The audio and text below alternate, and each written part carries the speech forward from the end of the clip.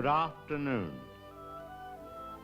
Here we have a quiet little motel, tucked away off the main highway, and as you see, perfectly harmless looking, when in fact, it has now become known as the scene of the crime. This motel also has, as an adjunct, an old house, which is, if I may say so, a little more sinister looking, less innocent than the motel itself. And in this house, the most dire, horrible events took place. I think we can go inside because the place is up for sale, although I don't know who's going to buy it now. In that window on the second floor, the single one in front, that's where the woman was first seen. Let's go inside.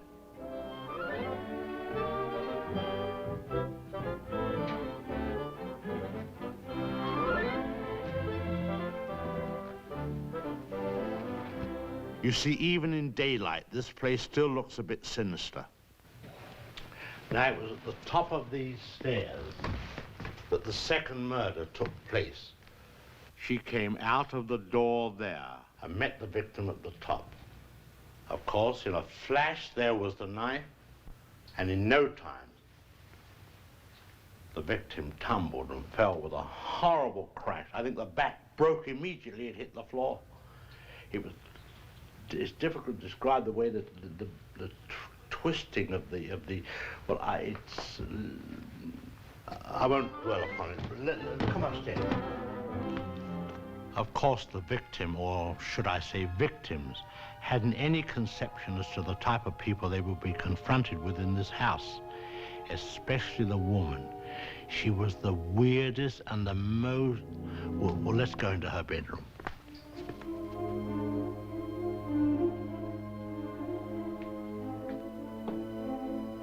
Here's the woman's room, still beautifully preserved.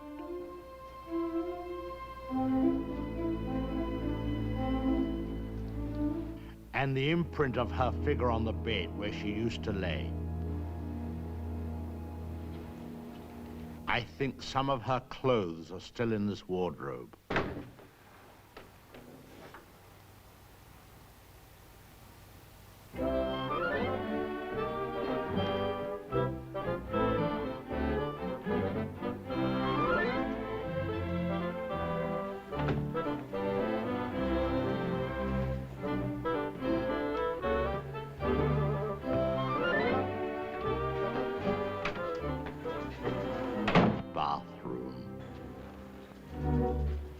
This was the son's room, but we won't go in there because his favorite spot was the little parlor behind his office in the motel.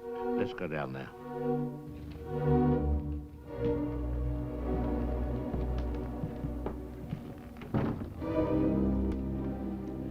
This young man, you had to feel sorry for him. After all, being dominated by an almost maniacal woman was enough to drive anyone to the extreme of, well, let's go in. Well, I suppose you'd call this his hideaway. His hobby, as you see, was taxidermy. Crow here, an owl there. Now, an important scene took place in this room. There was a private supper here. And, oh, by the way, this picture has great significance because, let's go along to cabin number 1. I want to show you something there.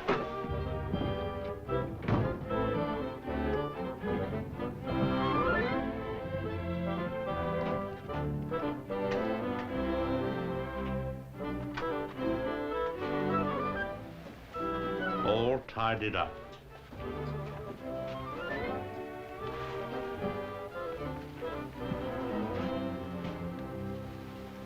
the bathroom.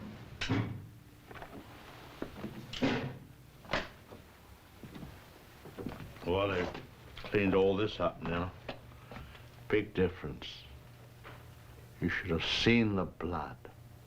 The whole place was, well, it's too horrible to describe. Dreadful. And I'll tell you, there's a very important clue was found here. Down there. Well, the murderer, you see, crept in here very slowly. Of course, the shower was on, there was no sound, and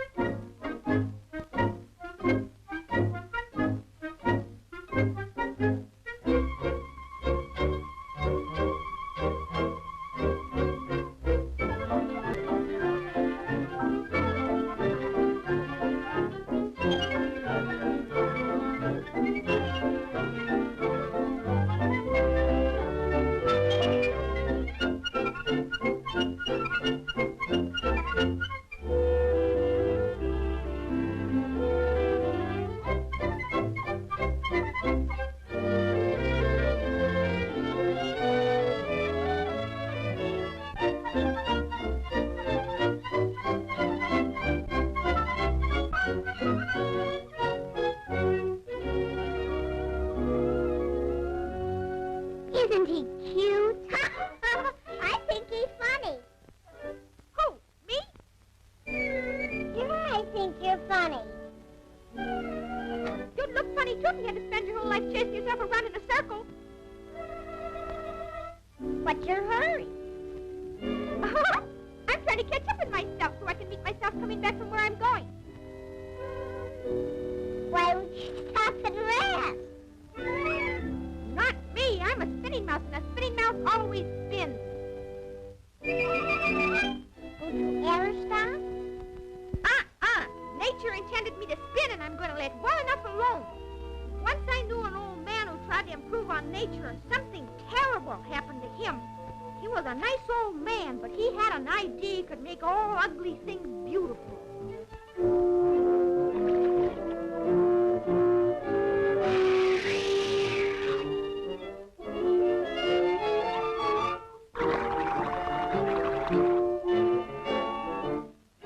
Mother Nature made mistakes that many people kick at. She made more drab and ugly things than you can shake a stick at. So that is why I'm working here. I feel it is my duty to find the formula for changing ugliness to beauty. Aha! I've got it! I'll do away with ugliness. I'll start this very minute. I'll beautify this world of ours and everything that's in it.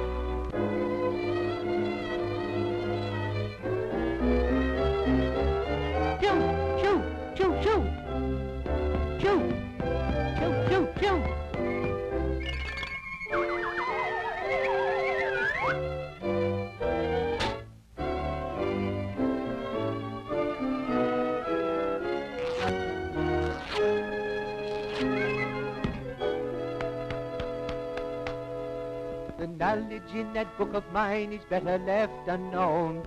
And after this my motto is, leave well enough alone. And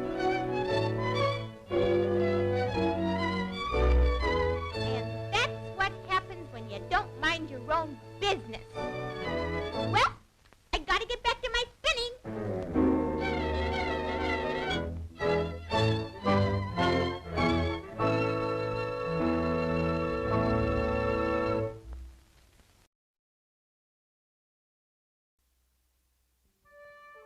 Sister, sister, oh so fair, why is there blood all over your hair? Whatever happened to baby Jane? To seek the answer to that question, we will follow a man plotting a murder. Highly specialized work. But Robert Aldrich has considerable experience in such matters. He has a dozen successful pictures to his credit. His stars are Bette Davis and Joan Crawford. The scene: an Italianate villa in a once fashionable section of Los Angeles. Its halls, once crowded with the bright, the beautiful, and the celebrated, now echo only to hectic whispers, the insistent call of a buzzer better left unanswered. A telephone that has become an object of fear. A supper tray that will not be touched. A window barred against the world. A hammer. A mute scrawl crying for help. From these elements, director Aldrich has fashioned a motion picture with a curious title: Whatever Happened to Baby Jane? Bette Davis is Jane Hudson.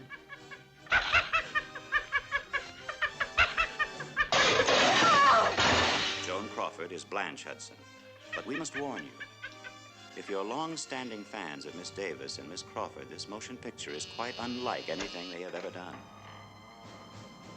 It is a bold essay in the art of the macabre, a venture to the ultimate reaches of terror. A motion picture definitely not for the squeamish. And we beg you, as the tension builds to the screaming point, as shock after shock assaults your senses, try to remember that this is only a motion picture. Try, and remember. Get away from me! Get away from me! No, we can't show you anymore. Only when you see whatever happened to Baby Jane will you know. And the answer is total suspense.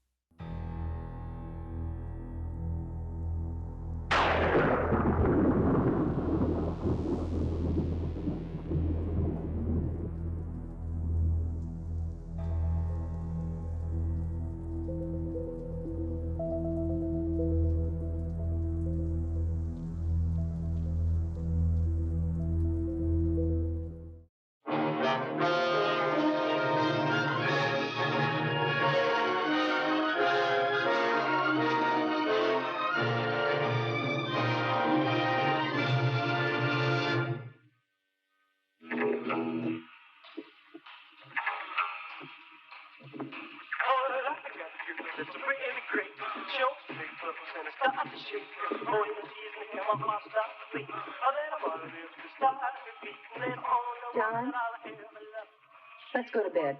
I want to take the boat out alone. I'll be up later. No, I'll go with you.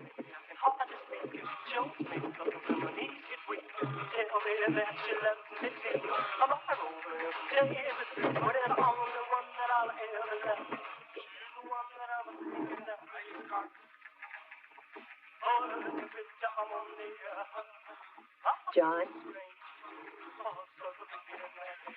that will is no good. Your mother's still alive. We can talk her into changing it. You're always too greedy, Louise. I just don't like to see her exploiting you. Honey, she's leaving all of your family's money to charity in the name of this mysterious Kathleen. It's ridiculous. Your mother is crazy. You don't know anything about it. I know that music's terrible.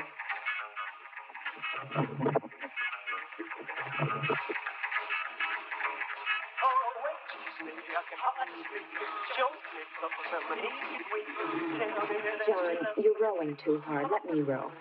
You're concerned about me, Louise. Is it my heart?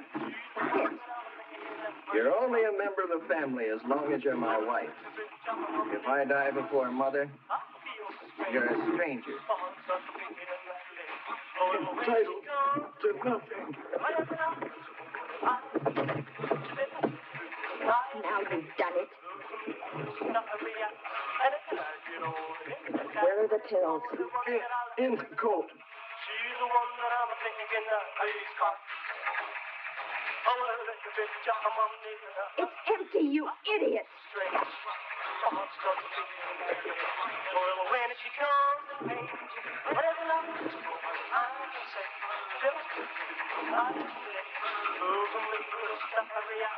Go faster, Louise. If I die, there's nothing in it for you. Shut up.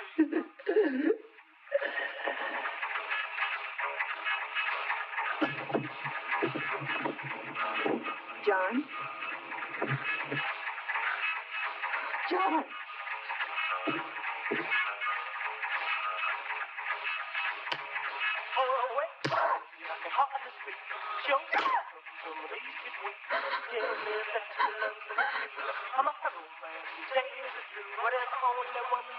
Now what do I do? I gotta get rid of him.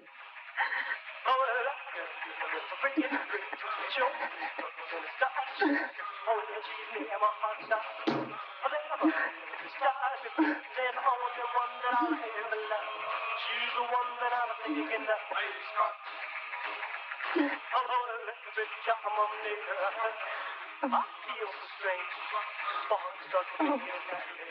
Well, when she comes, whatever I can say, I can stay.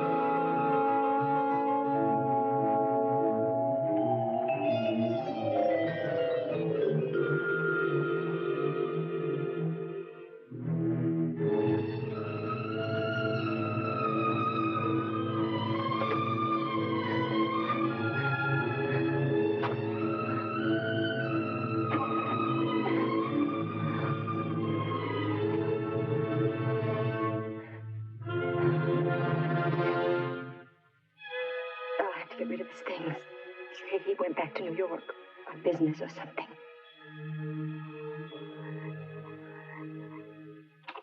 Mother, I am terribly sorry, but I have received an urgent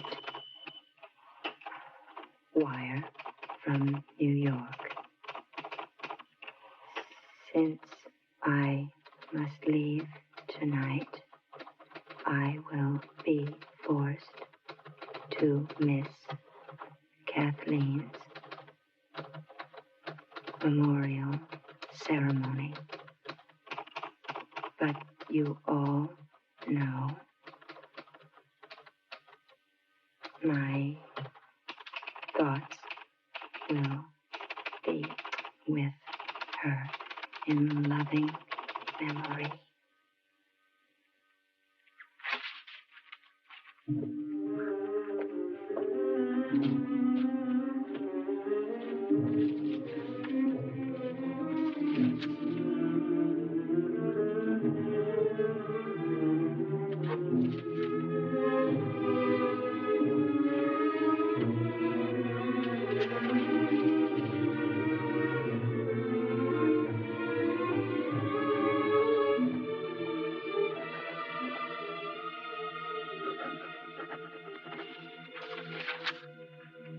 Son, John. I'll pack the things he would have taken. A suit, some shirts. Finally rid of him. I know I can handle his mother without him around. She's half crazy anyway. I can get rid of her, one way or the other. I'd better watch out for his brothers, though. Especially the older one, Richard.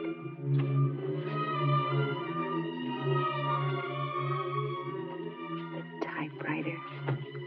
He wouldn't forget that. He'd have to write letters on the plane. I wonder if they'll rot underwater.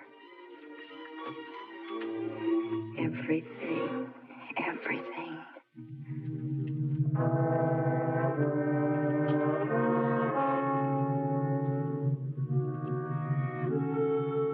I'll make her change that ridiculous will.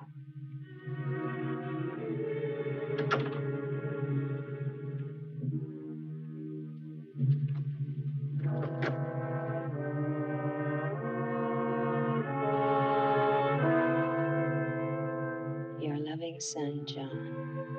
Fat John.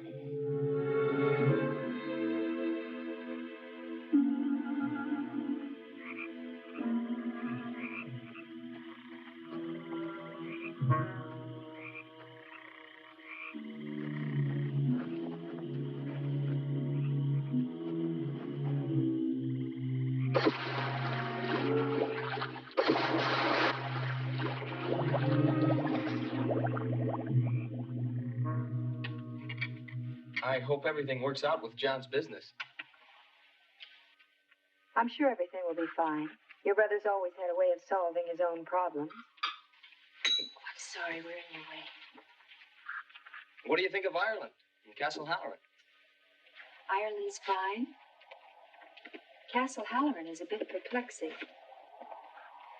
A very strange place, really. Old and musty.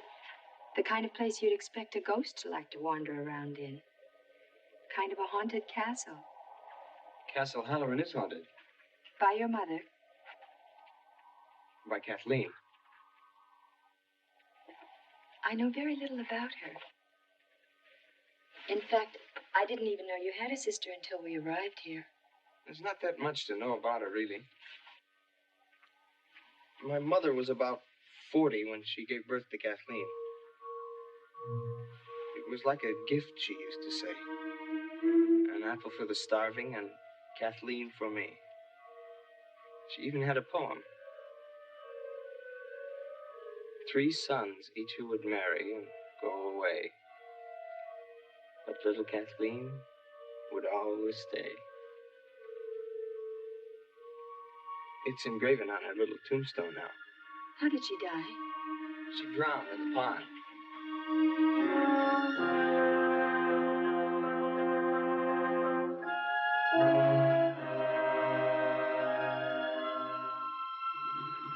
Passengers arriving from London and Cork. Aer Lingus Irish International Airlines wish you Cape Vila. Your baggage will be delivered shortly on the conveyor belt. Passengers traveling onwards by air today should check at the passenger service desk. Excuse me, miss. Are you Kane? Yes, hello. Oh, I'm Billy, Richard's brother. I came to get you. Oh, hi. I'm so happy to meet you. Nice to meet you. Oh, Richard's sorry he couldn't come to get you, but he's up to his elbows in statues, so I said I wouldn't mind picking you up. Thanks. That's awfully nice of you, Billy.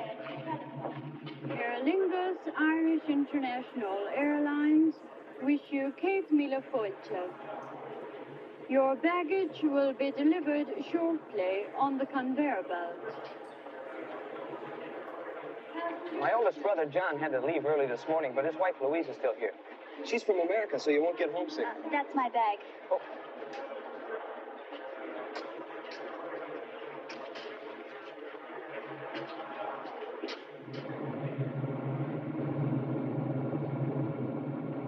Is it cold? Freezing. But all old castles are like that. To tell you the truth, Castle Howerin gives me nightmares.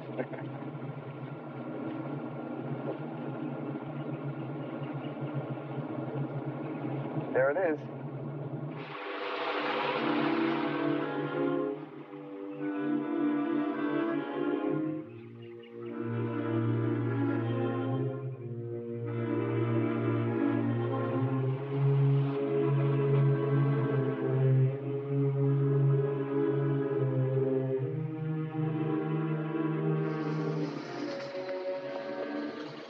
Unbelievable.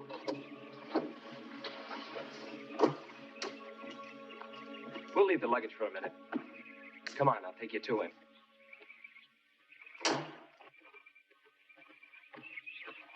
This is where he works.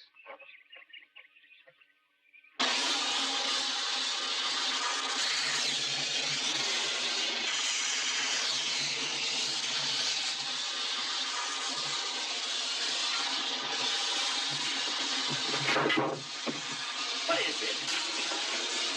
I'm sorry, Richard. Kane?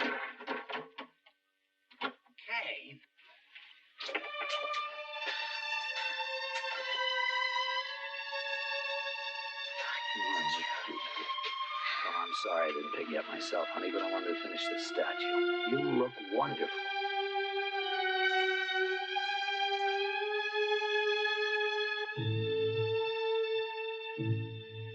I find a statue reminds me of death.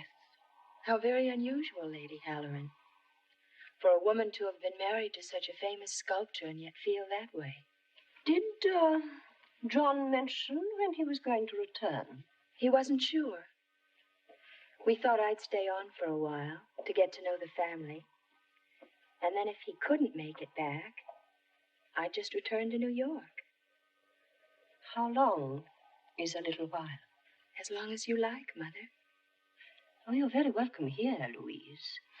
As long as you understand the privacy of our personal duties. I speak of the ceremony tomorrow. I'm sure John explained it to you. I'm afraid John was usually too busy to talk much about the family. That's why I'm so happy to be here, finally. You'll have a pleasant stay. And I'm sure you can find something to occupy your time during the ceremony. It won't take very long. Perhaps I am superstitious. But I think it's important that only the immediate members of the family should give their thoughts to Kathleen.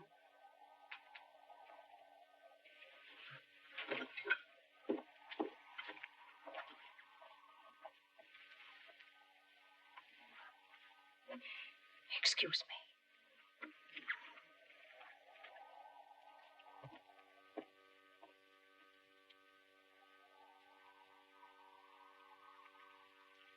Mother, I don't care what tragedy hangs over this family. I want to get married. I'm engaged to be married. I'm going to get married. Moreover, I'm going to marry Kane.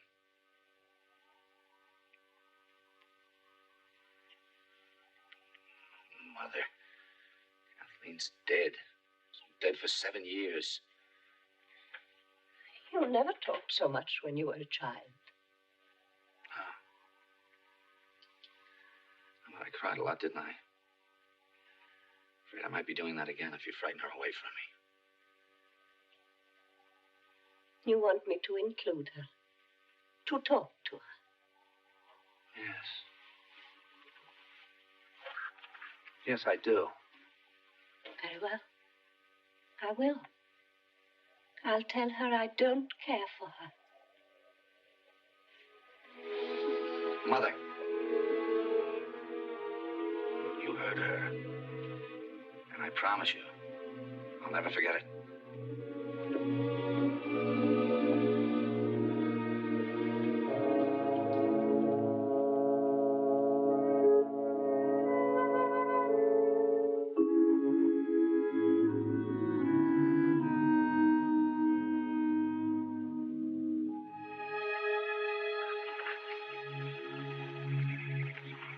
But you said you didn't ride very much.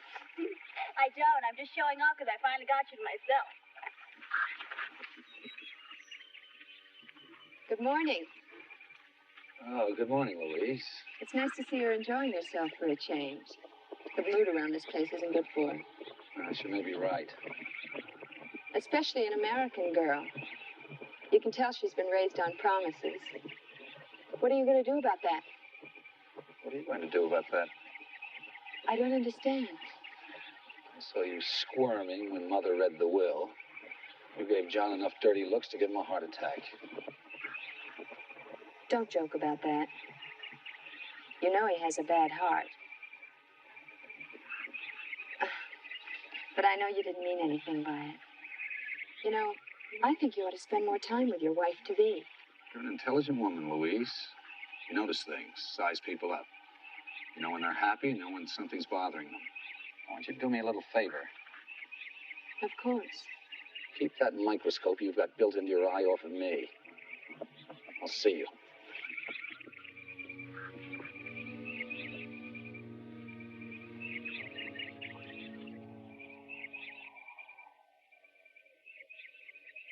This will take you in all right. Oh, there's plenty of view from up there.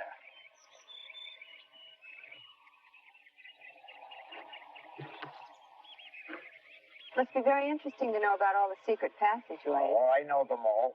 I've been here 20 years. 20 years. How wonderful. Ah, well, you know how it is. You get used to a family, and you get to like your room, and you get to know the run of the house. And before you know it, there you are. 20 years.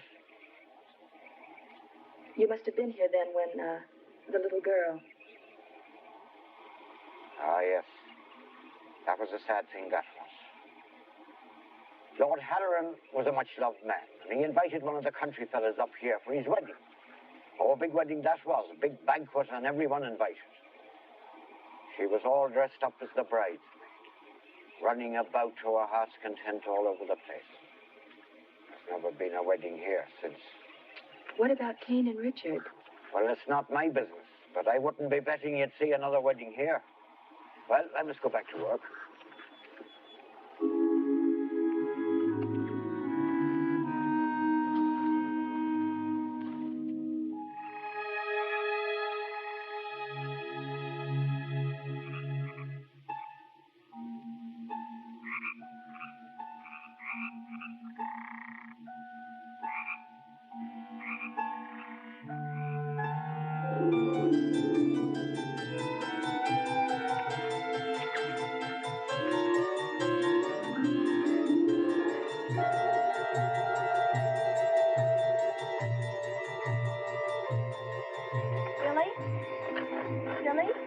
Billy, are you all right? Oh, hello, Kane. Oh, sure. I'm fine. I was just remembering about Kathleen. Kathleen. Oh, yes, little girl. Richard told me all about her. We used to play together right here. Sometimes I think I can still hear her laughing, just like then. Is this the pond where... Yes. She was missing all night. Mother was frantic, almost uncontrollable. Next morning, we found Kathleen floating in the water right over there. I'm sorry, Billy. No, Kane, I'm sorry. I'm not always so morbid. Just the funeral ceremony is today. It's a very beautiful pond. You know, this is all just exactly like I imagined Ireland would be.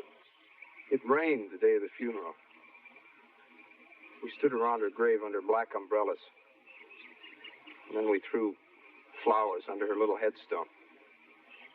Mother looked at the flowers, and then she collapsed. Every year it's been the same. The umbrellas, flowers, and Mother's collapse. But that was years ago. Why do you keep having the same ceremony over and over again? There's some things you don't understand. Not yet. Mother's probably waiting. Is Richard ready for the ceremony? I don't know. I think he's in his studio. He said he had a sudden inspiration. Something about wanting to finish a statue before... All right, Simon. I've seen you. Come out of there now. I give up. You caught me fair and square, Master Billy. I give myself up. So, it's poaching again, are you, Simon? Well, let me tell you, you just about scared the wits out of poor Miss Kane here. Shame on you, Simon. Shame on you. 'Twas only old Bushy Tail I'm after. Me soul rot. I swear by the shade of Finn McCool, Master Billy, I'm not poaching your legal game. No, 'tis only that no-good rabbit-stealing fox what brings me here. Please, Master Billy, for the memory of your late great father, God rest his soul, don't turn me over to the bulls. Of course not, Simon. But don't let me catch you running around through the brush again like this. Now, off with you. Oh, God bless you, my boy. 'Tis a true sign of the late great lord at his estate, you are. Forgive me, miss. The last thing in the world old Simon would want to do is to frighten a fresh young beauty like yourself. Bye, Simon. Old Simon likes to think of himself as the last of the great Irish poachers. Isn't that dangerous, running around with a gun like that? I don't think it's been fired for 30 years. I'm not even sure it's loaded. Well, and how does he catch anything, or does he? Well, he sets out snares for rabbits. When he finds them empty, he blames it on old Bushy Tail. Old Bushy Tail's a fox. Or at least Simon thinks so. Nobody's ever seen old Bushy Tail, and I don't think Simon has either.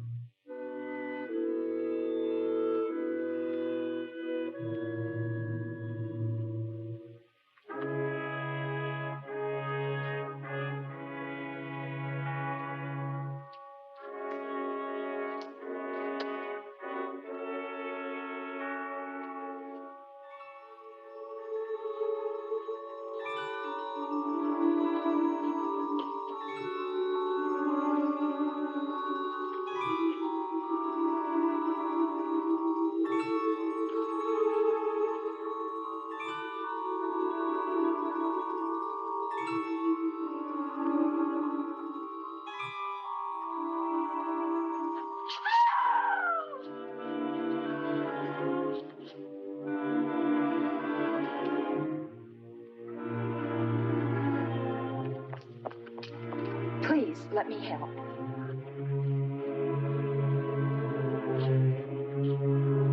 Have Lillian prepare her room.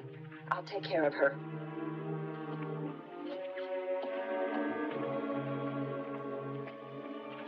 What happened? One of the flowers died when it touched her grave.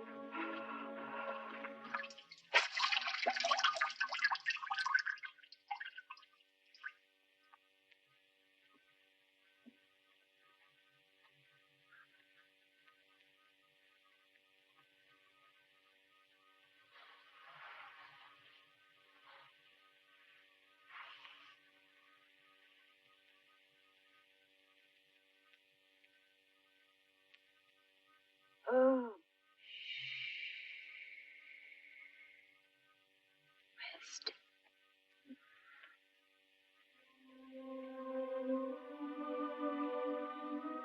There's something in this house. Like music in the hallways. Like a child's music. Asking me something. But more like begging me. Begging for what? Begging for her mother to listen to her.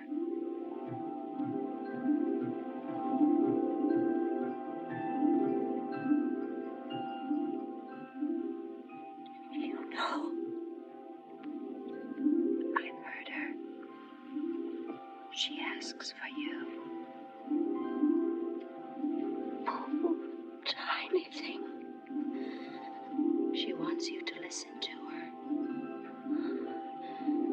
To watch for her signs. I do try. You know what she wants. She'll tell me. I promise you. She'll tell me. Now rest. She'll give us a sign. I promise you.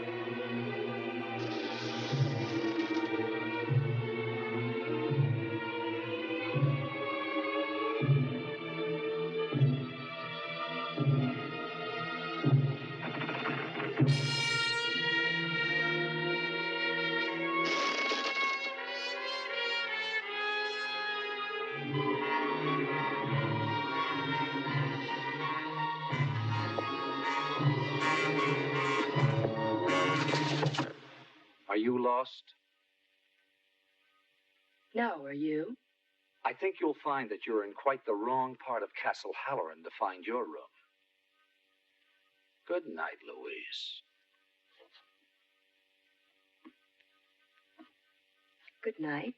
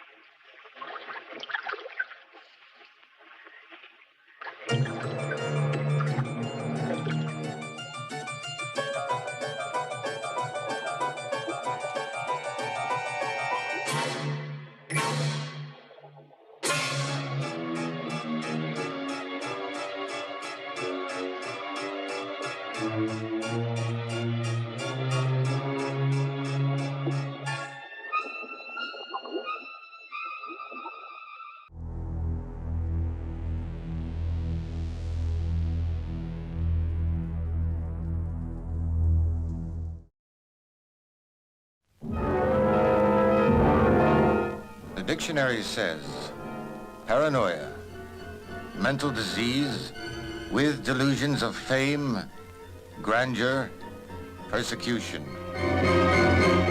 Paranoiac. Paranoiac, one who suffers from delusions of fame, grandeur, persecution. Mental disease. Mental disease. This is the Ashby family. Eleanor Ashby, whose beautiful young life is darkened by a sinister shadow. Her sister is sick. Sick? Well, she's very upset and disturbed. Auntie, dear, my sister's insane. What strange sickness needed the constant attention of such an unconventional nurse? Simon Ashby. Don't argue with me, man! Get it! Get it! Whose twisted, greedy mind was obsessed by an inheritance of £500,000.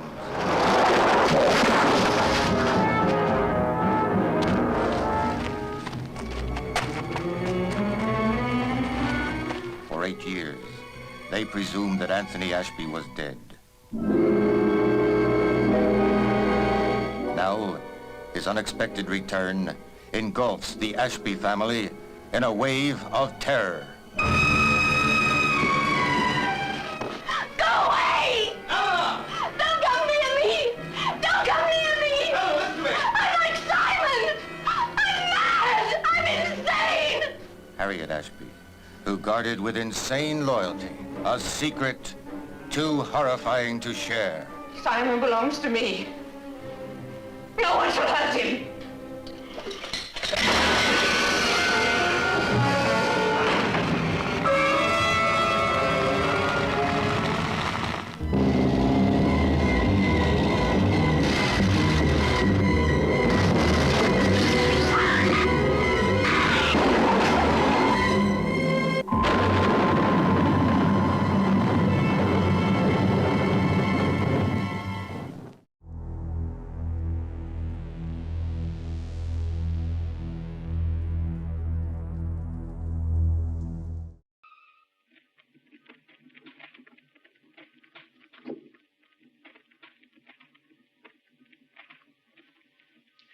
Consider your mind as a bird in your hand. When it's relaxed, it lies quiet and easy. But when it's tense and frightened, it strains to leave you.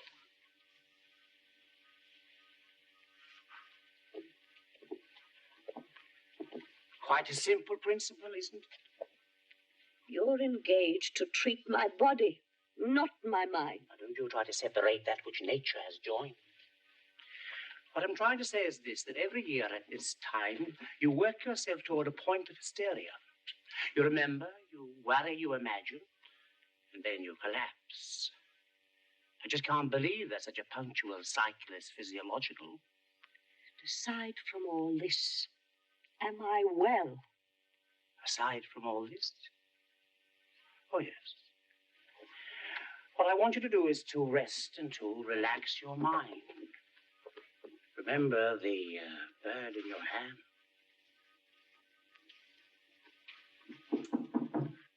Come in.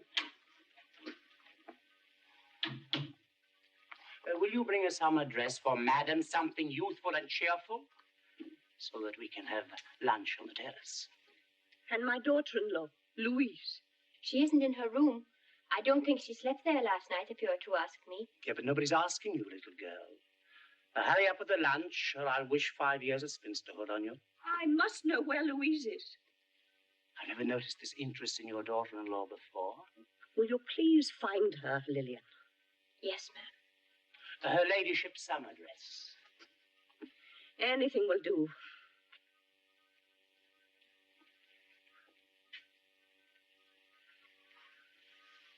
Tell her I must see her. Do you understand?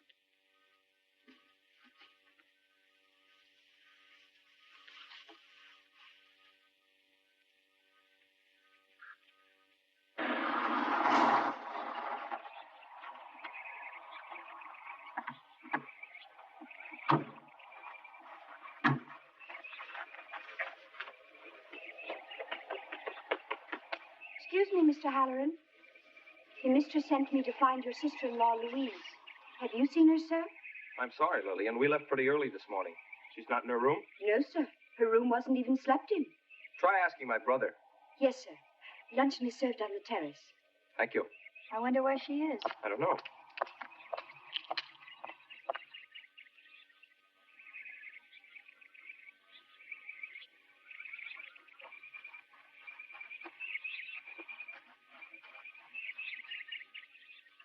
Ask me what I did today.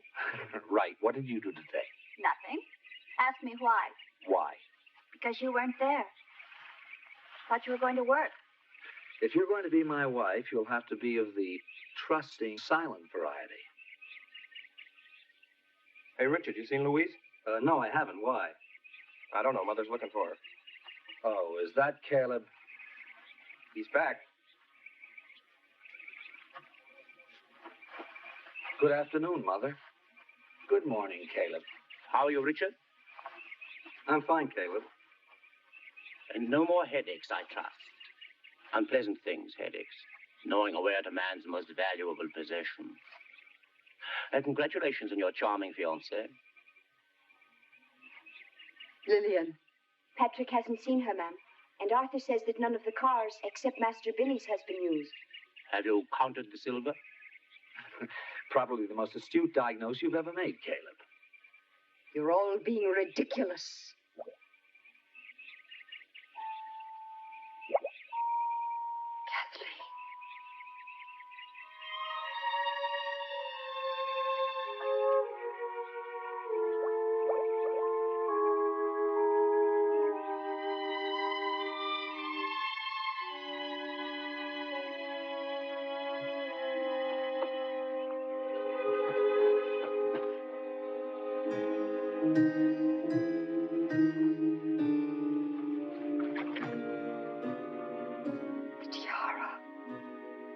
She wants the tiara. Dolls? Now, this is ridiculous. Put it away.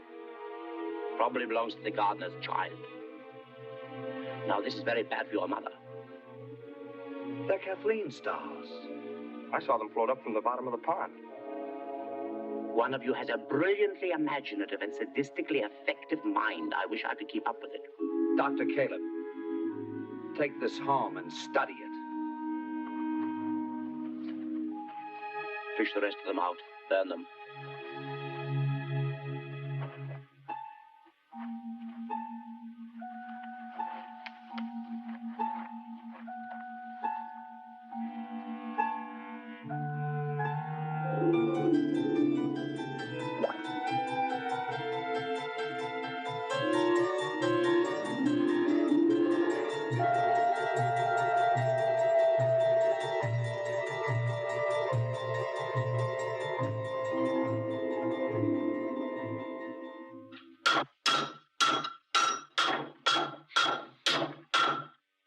Are you going to pound it all out on that one little piece of metal? I don't know. You know, sometimes I get the feeling you think I'm some sort of a Christmas tree decoration. Hang me up and look at me on all the happy days, and tie me up in a box and put me in a closet when it gets gloomy. You knew what I was like. Oh, yes, I knew you were quiet. But when we first met, I could sit next to you in that little apartment watching you working and thinking for hours. It's this place, you know it is.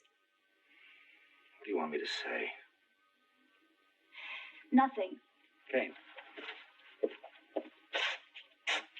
Believe me, I am sorry. I don't care whether you're sorry or not. Oh, Richard. Richard, I know there are a lot of things running around in that beautiful head of yours. I know that one of them is you love me. Of course I love you. But you must understand. Ever since Kathleen died, my mother's been running around with some sort of crazy guilt. Looking at every one of us. Trying to put it on one of our heads. Billy was only 13, 2 months after it happened. He used to wake up in the middle of the night and come screaming into my room because he had nightmares about her. My own father died with his wife refusing to see him. Now I feel it's been passed on to me. I've got to wait. I've got to watch. Until we can make some sense out of all this. That leaves it up to you to decide whether you want to sit and wait with me.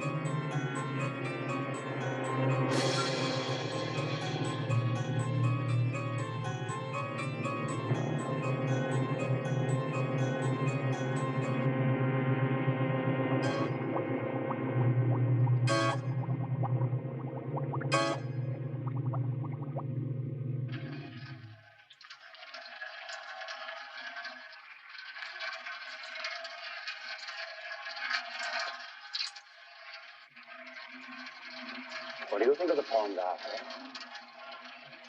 I don't understand, sir. Of course not. How long would it take you to drain it? Well, I don't know, sir. I've never drained it before, and I don't know that I drain it properly. There are 3 gear channel doors on the pond. Open them. If I was you, I'd save that up for a visit to my office. You're losing weight. Skin's pale.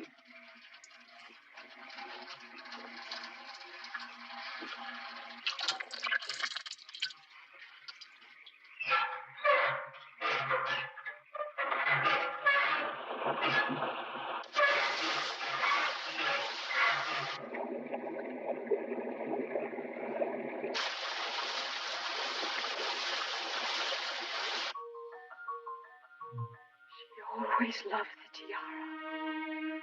I wanted to put it in her coffin. They wouldn't let me. I'll bring it to her playhouse and put it with her other things.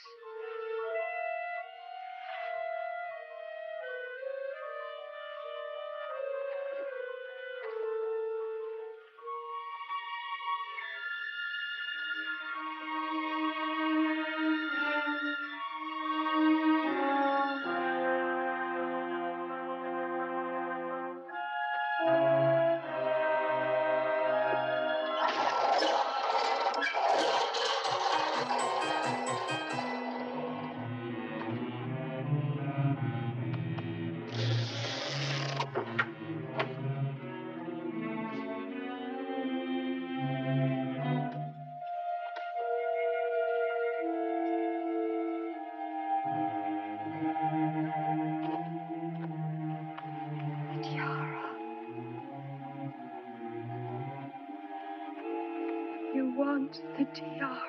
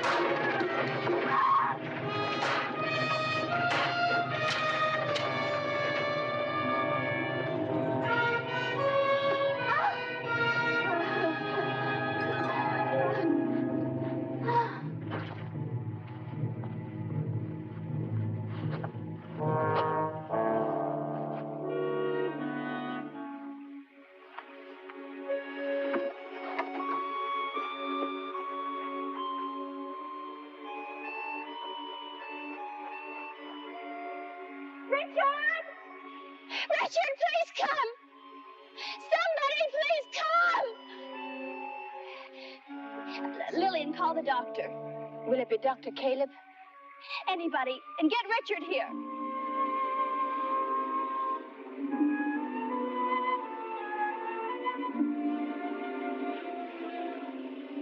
Richard! Hurry.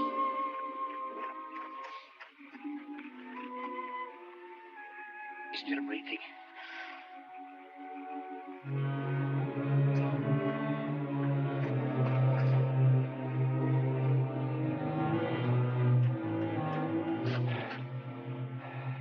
Let's get her into the house.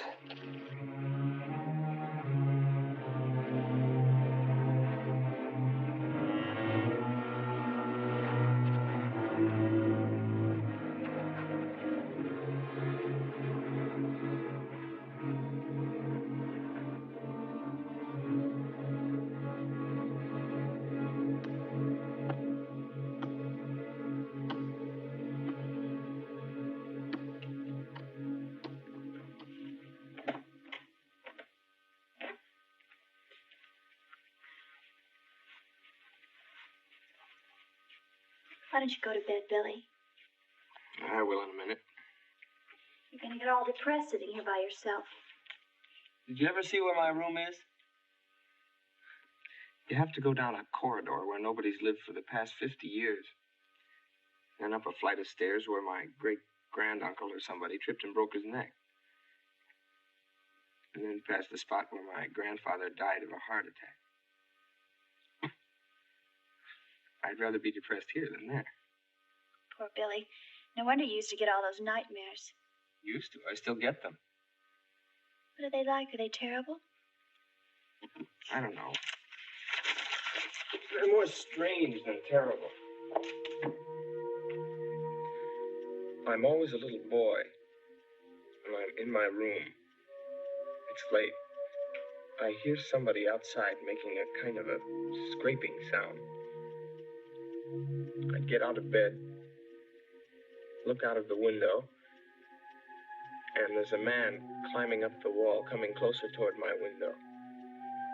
I yell for my mother, and she comes into the room just as the man is coming in through the window. I hold onto her legs, crying. I'm so small, I only come up to her waist. The man is in the shadows. You can almost recognize him, but not really.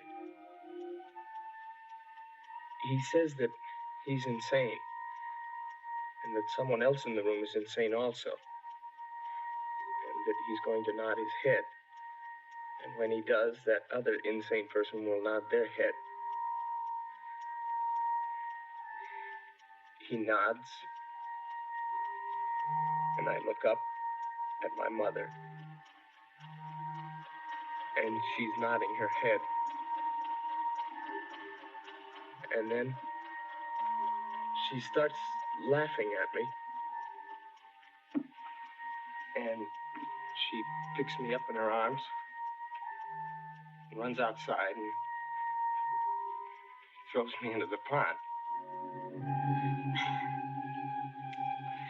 Oh, Billy, we've all got to get out of here. Come on, go to bed. I'll walk you past all those spooky corridors. So we can get there before Richard throws us both in the pond. What's wrong? Nothing. You just made me realize the man in my dream who climbs up my wall is Richard. I'm sorry. I just never thought of it before. Just a dream.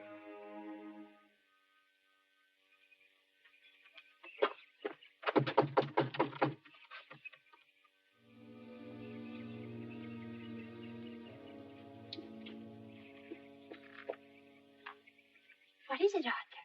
It's Dr. Calebin. He's at breakfast. Is it important? Yes. All right, then. Come on in.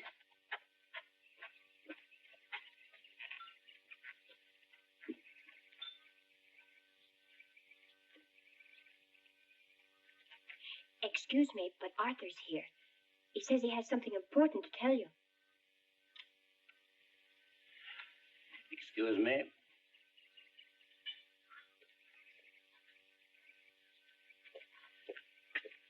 And Arthur? I drained the pond, like you told me so.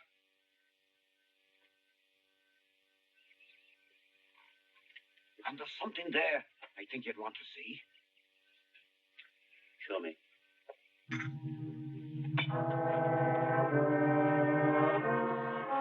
Richard.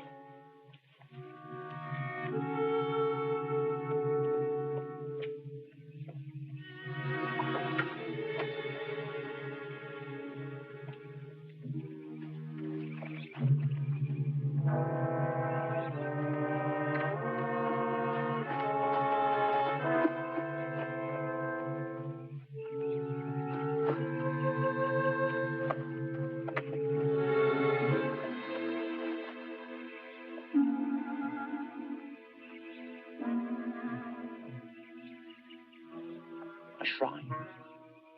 Beautifully done. I never saw that before. Quite skillfully carved, I must say. I work in iron, remember? 6 years ago, you worked in stone. I never did that. Every one of us worked in stone. My father loved teaching us. Someone else did that, I didn't. No one else pursued this inherited talent. Nobody? Leave him alone. He told you before he's never seen it, and he meant it. Come on, Richard, let's go. No. He's trying to play a game with me, don't you see? Your mother lies in bed in a state of shock caused by something or somebody. I don't call that a game, Richard.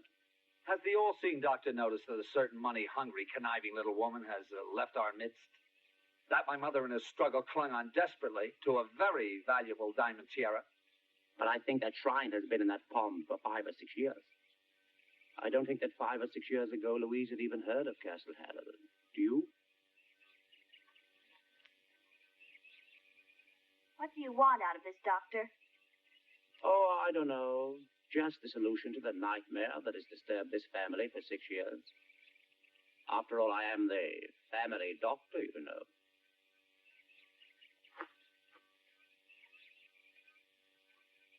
I didn't mean to annoy your brother, because I think he's right. I think Louise did try to steal your mother's tiara, and I think she'll come back. I think she's hiding somewhere in town. Will you help me look for her? Sure, if you want me to. I do. Because your brother's upset, and the young girl, too. That leaves the two of us. What do you think? Sure, I guess you're right. We look for her tonight.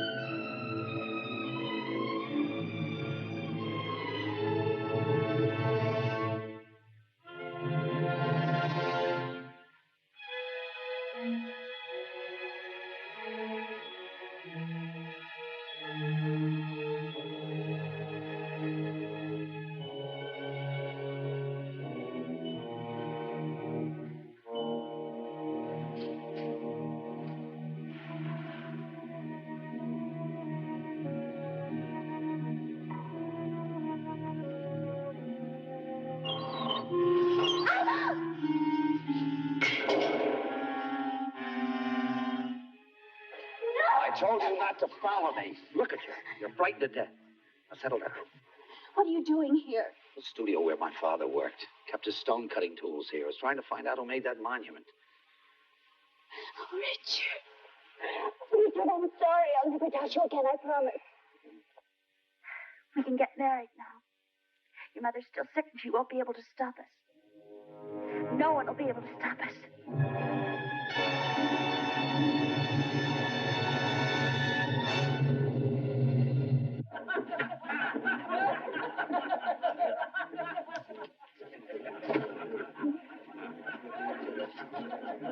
Well, this is the devil's own climate.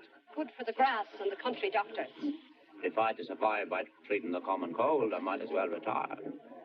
Too large Irish for Master Howerin. Oh, no, I don't care for any. Oh, just to take the chill from your bones? Drink's the only road to survival in this climate. Despite your useless American education, you're still Irish, you know. Drink up. You know his sister-in-law, John's wife, an American girl. Fair hair, fair complexion, you'd know her. No, I have never seen her. I seen her at the chemist, Doc, about 2 or 3 days ago. Thanks. Thank you. Over here, Billy, nearer the heat.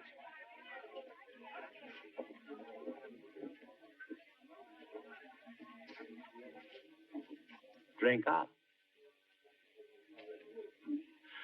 What do you think, Billy? Where did she go? I don't know. Come on, let's go. Cowbed. You wouldn't begrudge an aging man his moment's rest, would you? You know, I think you know the answer to all the problems your family's been having. Because, Billy, you saw your little sister drown all those years ago. No, I didn't. Oh, yes, you did. You know how I know you did? No. Because you told me. I did not. Cowbed. Come on, drink up. Do you remember all those years ago when you couldn't sleep? Do you remember who it was gave you the little pill that made you sleep? Remember the dreams? Faces in the shadows? The man climbing up your wall? I haven't forgotten. Who was that man? No, I don't know. Who was it that tried to throw you in the pond? Richard. Tell me what happened. What happened to Louise? Fishy, fishy in the brook. Daddy caught you on a hook. Fishy, fishy in the brook. Daddy caught you on a hook.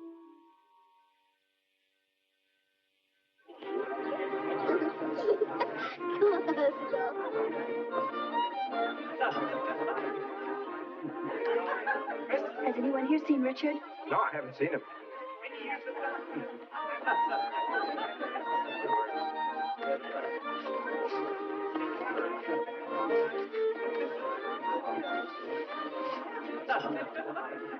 Congratulations. Thank you.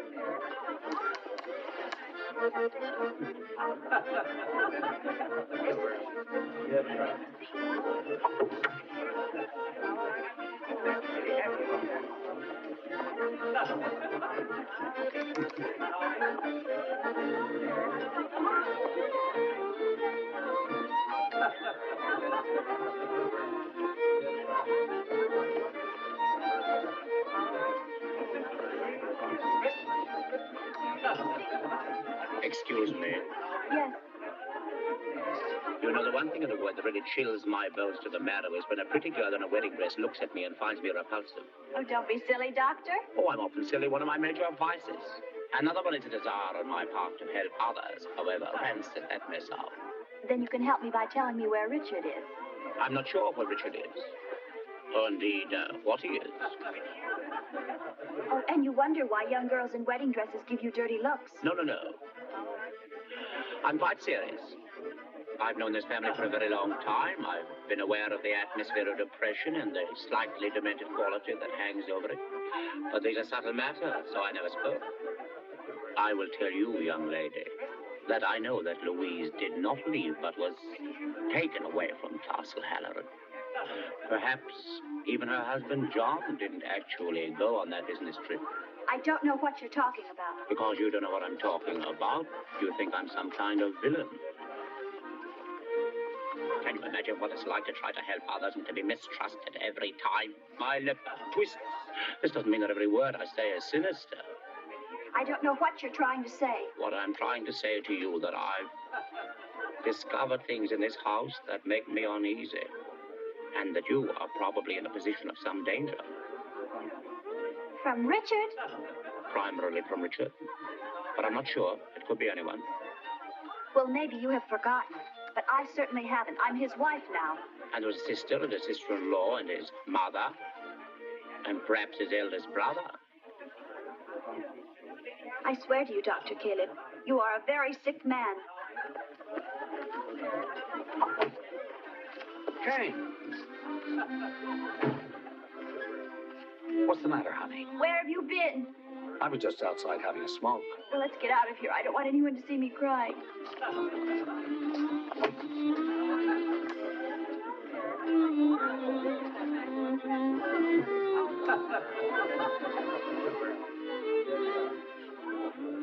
Come out wherever you are. These little nursery rhymes are notoriously expressive.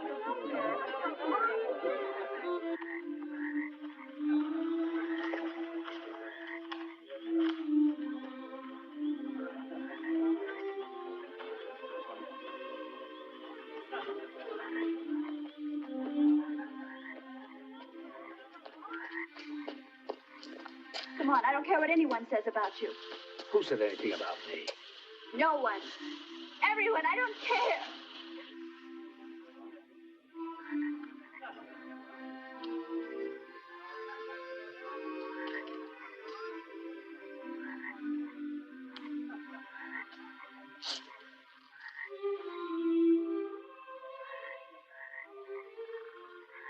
Little fishy in the brook.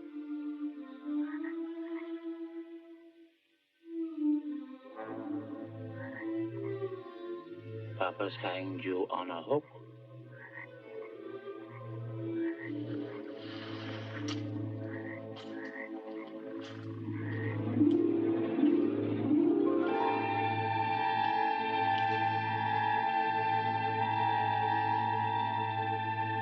Papa's caught you on the hook.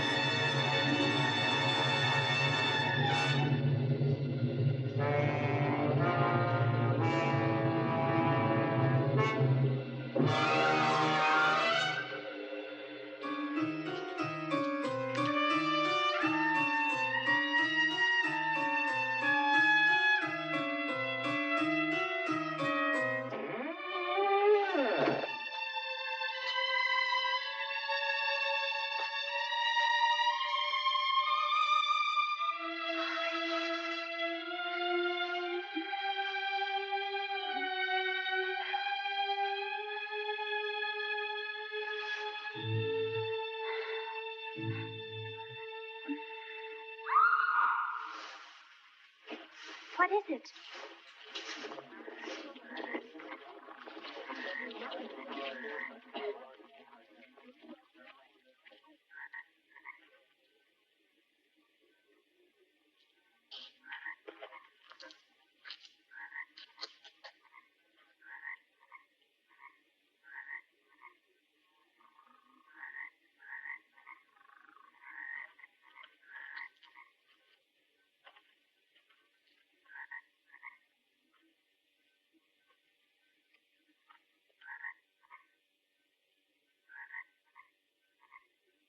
Don't touch her!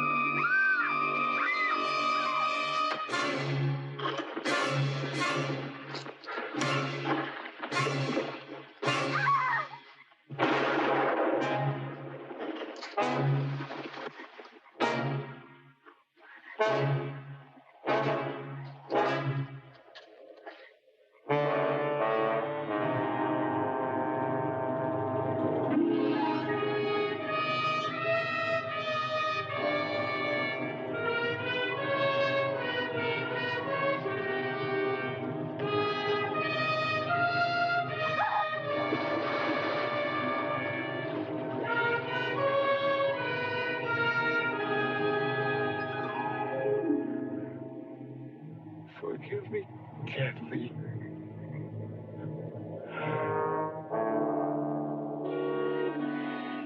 You children play with stone the way other children played with the building bricks. You all forgot what a talented little boy Billy was. What about Kathleen? He made a wax doll, something he could protect, to relieve his guilt.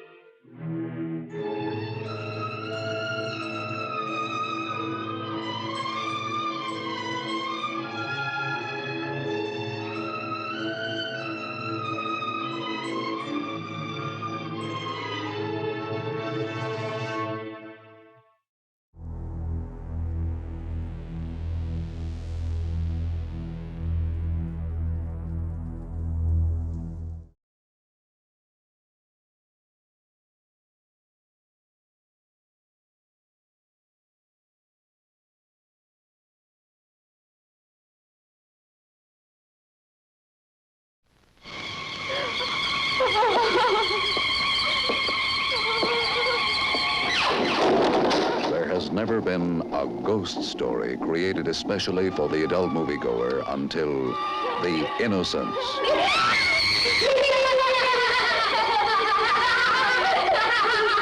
Do they ever return to possess the living?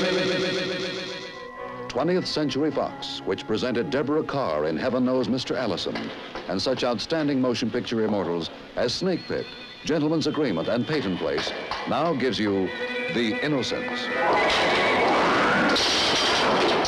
Based on the Henry James chiller of macabre evil. Brilliantly adapted for the screen by William Archibald and Truman Capote.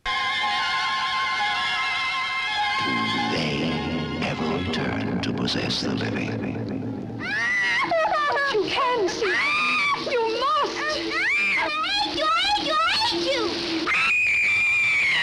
The Innocents, produced and directed by Jack Clayton, the man who directed Room at the Top, turned into fearful reality by the magnificent performance of Miss Deborah Carr, with Michael Redgrave as the uncle, co-starring Peter Wingard, Meggs Jenkins. I saw him staring. Who, miss? The same man, the man on the tower. The tower? But now, just now, he was staring past me into the house as if he were hunting someone. Oh, what's he like, miss? Oh, he had dark, curling hair and the hardest, the coldest eyes. Is he... Would you say he was very handsome? Oh, yes, yes, handsome, handsome and obscene. Do they ever return to possess the living? And when did you first see and hear of such things? Why, I made them up. Shall I tell you who taught them to you? I won't ever again, I promise. Shall I tell you who taught you? The things you've done, the things you've said? Shall I tell you his name?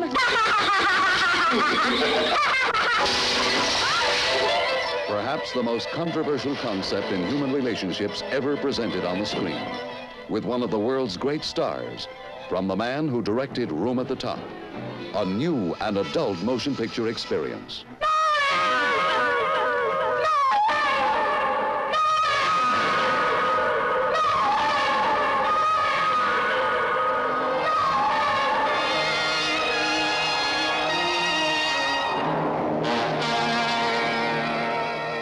Do they ever return to possess the living?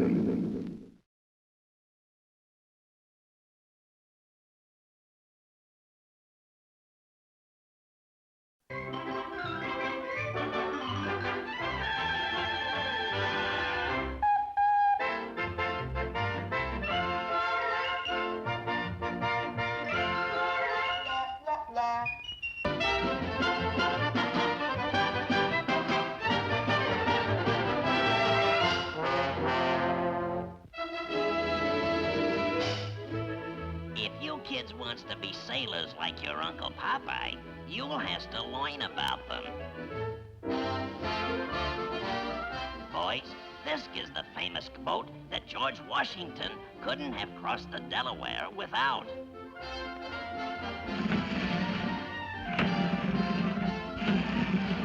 Huh?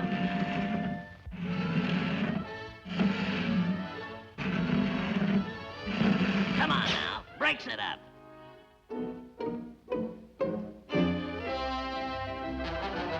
Now here's Noah, the world's first sailor. And on his maiden voyage, it rained for 40 days, every night.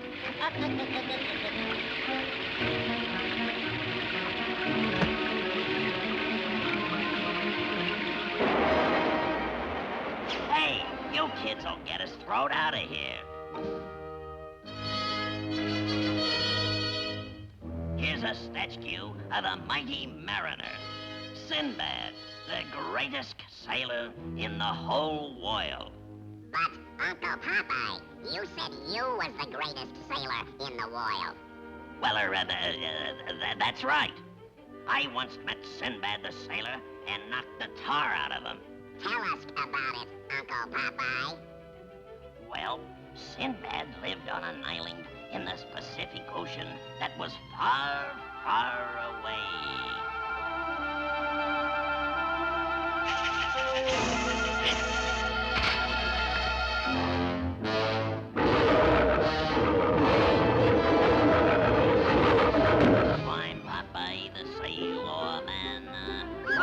Popeye the Sailor Man.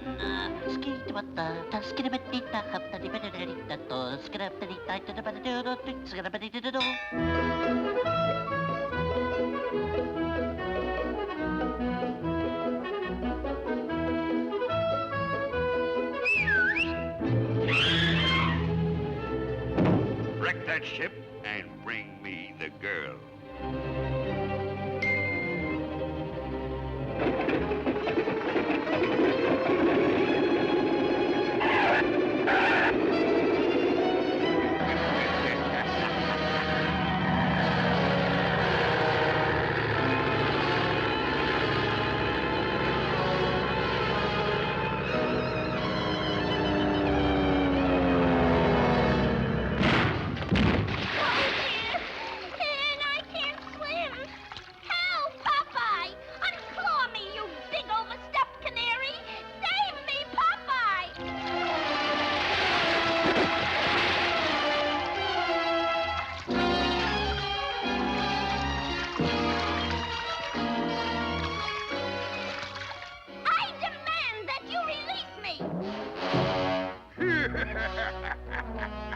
So nice of you to drop by.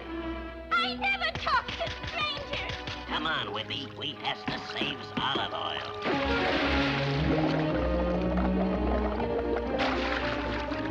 All ashore that's going ashore. Last stop. Everybody off.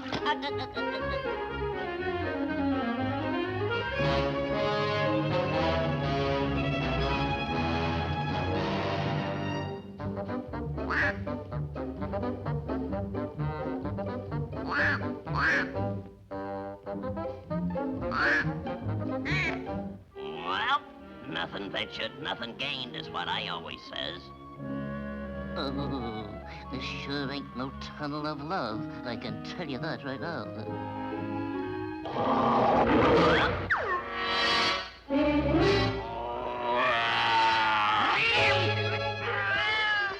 It's inhuman to put chains on pussycats. Help! Popeye! That's Olive.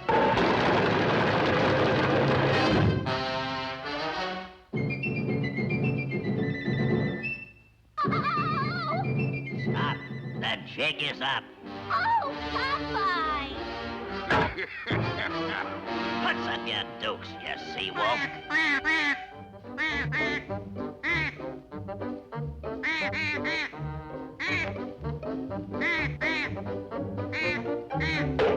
Matey, your sails need trimming. Why, you little one-eyed runt.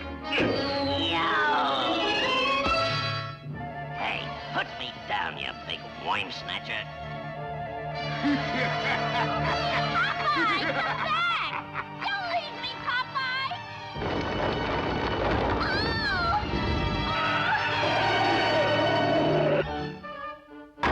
Dinner is served.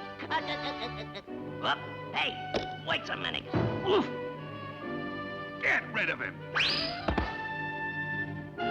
Yow! One for you and one for you.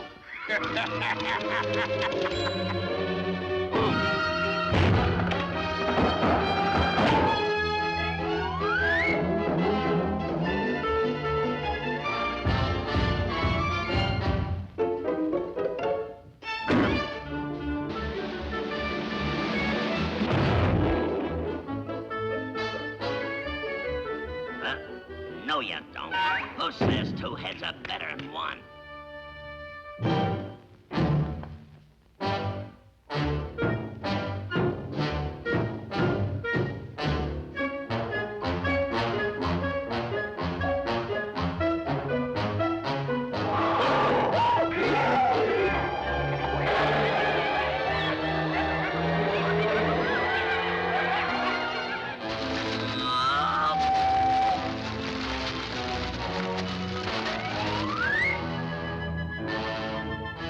Nobody can beat me.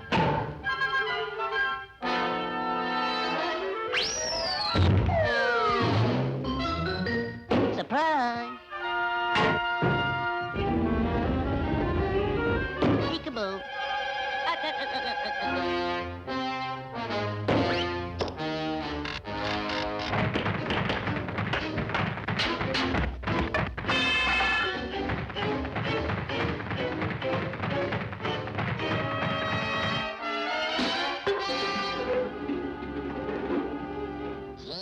Uncle Popeye, did you get killed? Now let me finish. Let me finish. There was me Spanish and rolling towards the edge of the cliff and...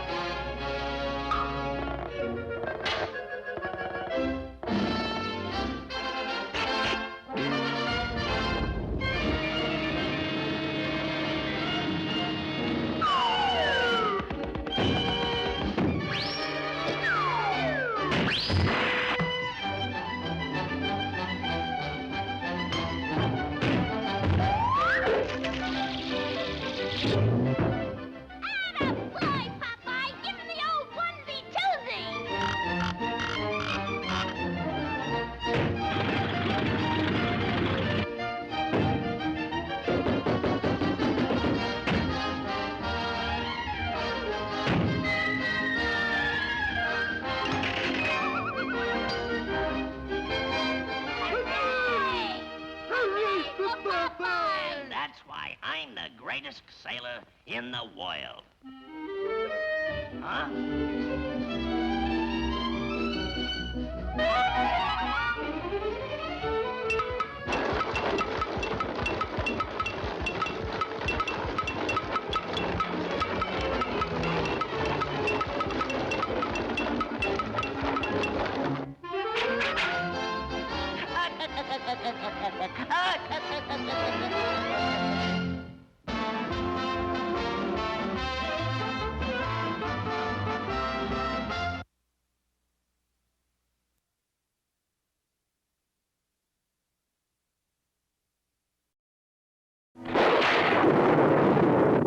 Are you interested in property? Desperately in need of somewhere to live or die? Then we have the very place for you. Femme Hall, they call this old dark house. Why don't you drop in? Sometime.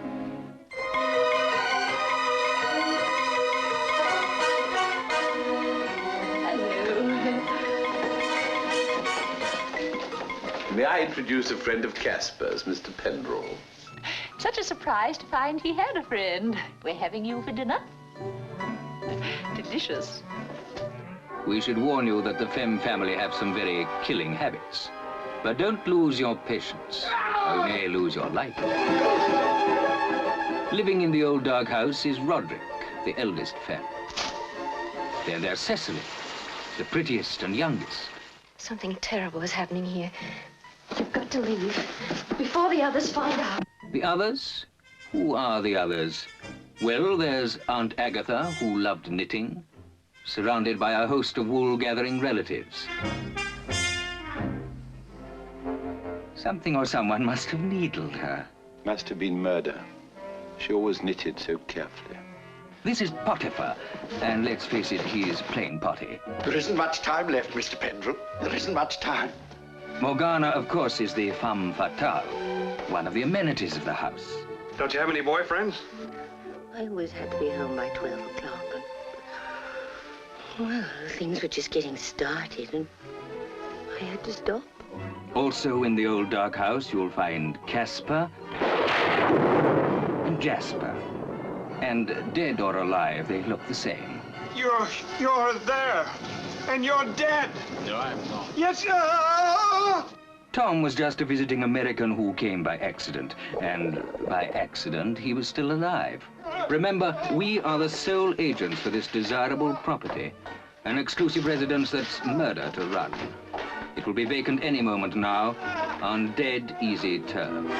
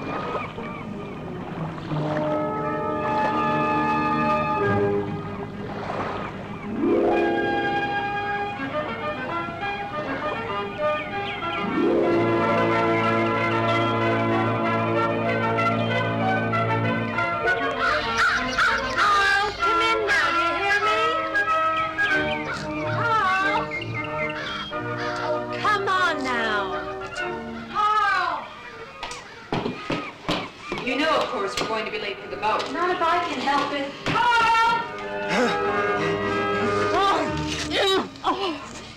There, you see? That's what you get for running around out here when I've told you not to. Here, let me see. What are we gonna do with you? Here, wrap this around it. Okay, come on now. Hurry, come on.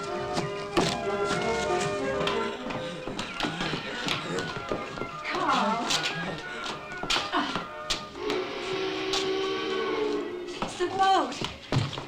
Carl, come on.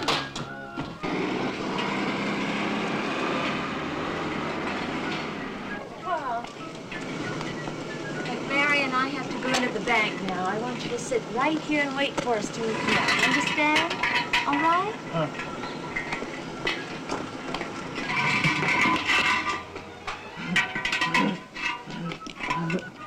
Look up! Give me my wheel! Yeah, that ought to be enough, wouldn't you think? The groceries are out. Hello, Dad.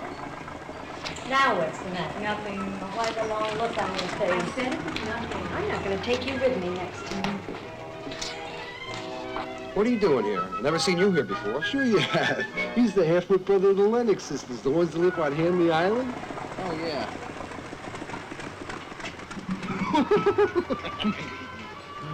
You want a drink? Go on, it won't hurt you.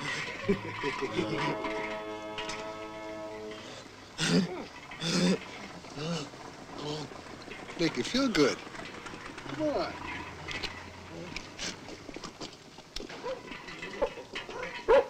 Margaret, he hasn't seen you two in over a year.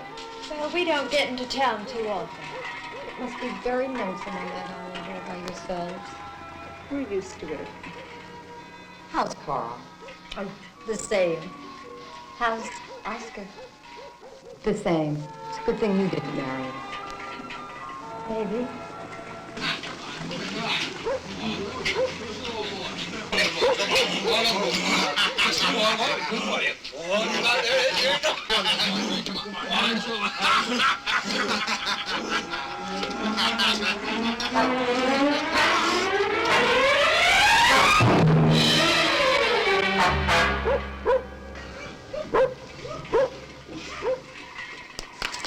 Oh, no.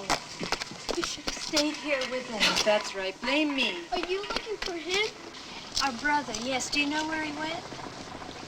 Yeah, they went that way with 2 guys. 2 men? Yeah, you better hurry. They ain't no good.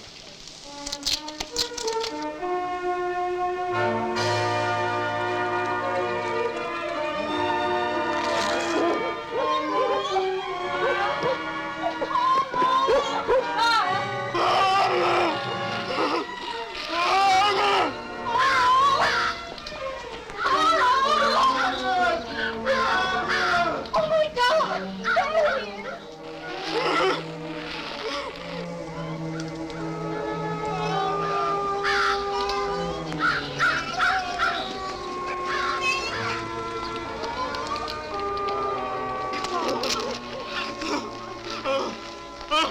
His arm is broken. Ouch! What's the matter? Burned myself. Don't eat?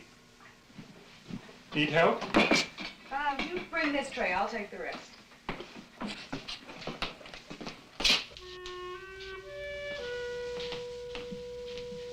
What time do you have to be to work today? Don't. Told you yesterday. Day off. You mean I'm stuck with you all day? Lucky lady. Your breakfast will get cold. What do you want, a cold breakfast or a cold meat? Neither. Sit. Have all day? Lech. Expecting someone? You? Oh, couldn't be Mother. God, I hope not. Not at this hour. Now, be nice. Smith? James Smith? Yes? Special delivery letter. Where from? New York. Did you sign here? Here. Wait a minute, please.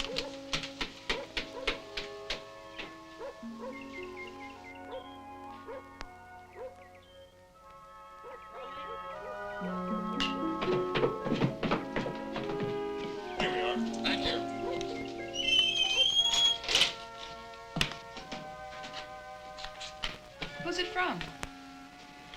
From Samuel Schaefer. Your lawyer. What does he want? He wants us in New York on April 10th. What for? Doesn't say. Says it's imperative that we be there. We? What does it have to do with me? He wants us both. I just can't up and leave whenever I want to. I have a law practice to attend to, such as it is. You could get your friend Robert to handle things for a few days. You always say what a good lawyer he is. The way things have been going here in Boston, there certainly wouldn't be much for him to handle. You only started practice 8 months ago. Give yourself time. Well, you put up with a lot being married to me. I bet you thought it was going to be easier being married to a lawyer. You don't hear me complaining, do you? What are we going to do for money? Your mother? Oh, sure.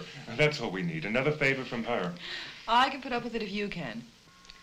We never had a honeymoon. That's right. Things are slow right now. We could stay at Louise's.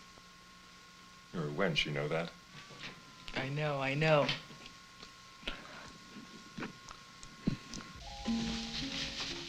Ito, where's Miss Cunningham? She'll be down soon? Well, you better get her drink ready soon. Yes, miss. I don't think it's a good idea, my going along. I really should stay with Sylvia. Robert, you can't. The lawyer said in his letter he wants us both there. Oh, Ito can manage Sylvia. He's done so for the past month. He can manage another week. You know how she gets. You can't imagine how happy I'll be when she goes back to New York. She had no one else. Doesn't she have any friends? She used to have many. She's alienated them all. I'm really all that's left. If only she didn't drink so much. And that mouth on her. Where's he come? I'm hungry. You should be. You haven't eaten since yesterday. Oh, ain't she the little nurse? You keeping count, honey? Ito, another drink. I think you've had enough. Dinner is served. Of course.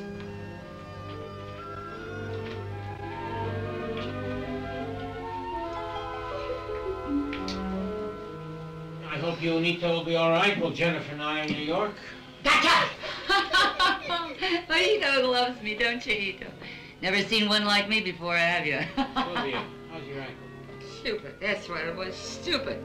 First time I ever fell off the apron. The apron, Jennifer, is the front of the stage. Yes, I know. Wasn't drunk. Don't care what those bastards say. Sylvia, eat. Jennifer, I'm gonna take you to my dressmaker. Maybe that way it won't look so much like a plucked chicken. I remember when I starred in that play with George Arliss.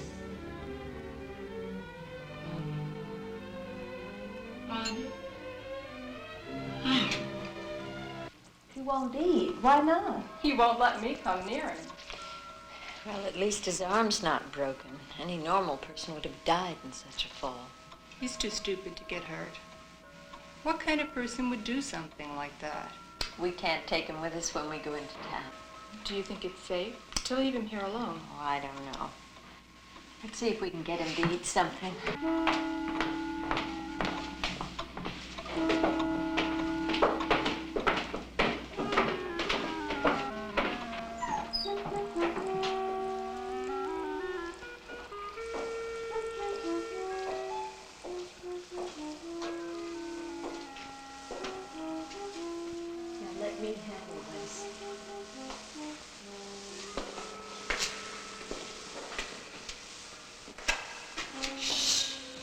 I wish to God he'd let us take him back upstairs, at least till his arm's better.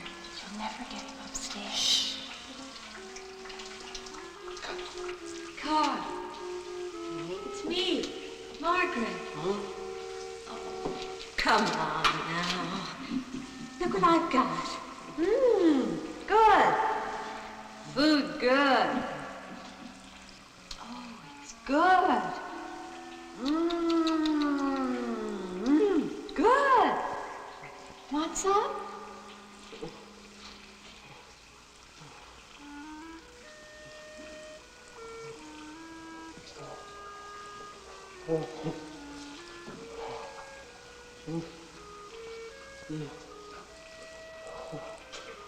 Oh, here, let me hold it for you. There. Oh, that's good.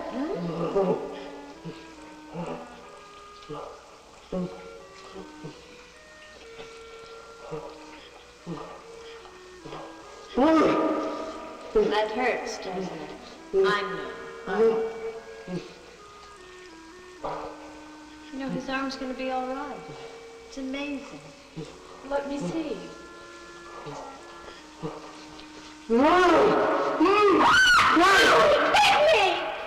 Susan, I think I'll put my sister Regina in this room. That's my younger sister, Mr. and Mrs. Smith. Mr. and Mrs. Smith. And I'll put my other sister, Jennifer, and her husband in the guest room next to the bathroom. That's Mr. and Mrs. Burke. Mr. and Mrs. Burke. And Susan, make sure that you change the linens every day while they're here. And don't come up to make the beds until afternoon in case they want to sleep late. Yes, ma'am. Mother, I wish you'd help me pack. I don't know what to take with me. Susan, go down to the kitchen and get a pencil and paper and tell your mother to come upstairs. I want to give her the menu for the next 2 weeks. Oh, she's gone out. Out where? I don't ask. Oh, she might have gone shopping. Well, if only we get through these next 2 days, I'll be happy. They just as well could have stayed in a hotel. Mother. Charlotte, in a minute. You can't always be first. The sink is stopped up in the laundry room again. Oh, that's all we need. Well, tell your mother I'll get it from her first thing in the morning. Yes, ma'am. Now, what's wrong? You didn't have to say that in front of Susan. Say what? What you said. You're spoiled rotten, you know that? You keep reminding me. Charlotte, you've changed in the last year. How? You're getting stuck up. What do you mean? Well, like just now with Susan. You acted superior to her. You know, Susan and her mother work for us because they have to. They don't have everything they want the way you do. If you don't watch yourself very carefully when you're growing up, you become very ignorant of other people's feelings. And the first thing you know, you turn into a not very nice person. I'm sorry, Mother. The reason I'm so hard on you, honey, is because I want so much more from you than just another young lady. You see, I won't always be here to take care of you.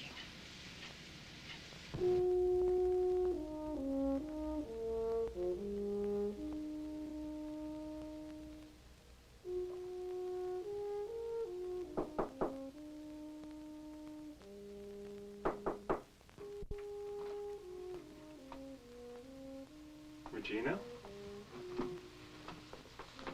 Didn't you hear me knock? No. What's the matter? It's cold in here. It's not. What's wrong? Ever since I was a little girl, I've had feelings, premonitions about things. I've been sitting here thinking about going to New York. Something in the back of my mind tells me not to. We can't stop now. We borrowed the money. The plans are made. Louise and John are expecting us.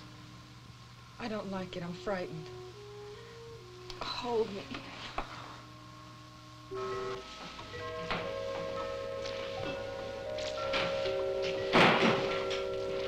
Where's Billy?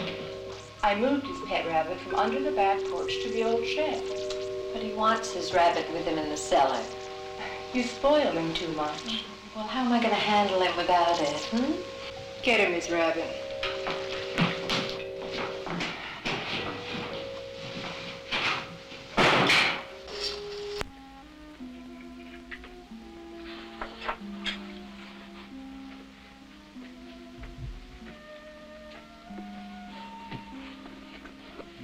Mind if I disturb you? You never disturb me. Susan and her mother have gone out. And with Charlotte at your mother's, the house is just too empty. What time do they arrive tomorrow?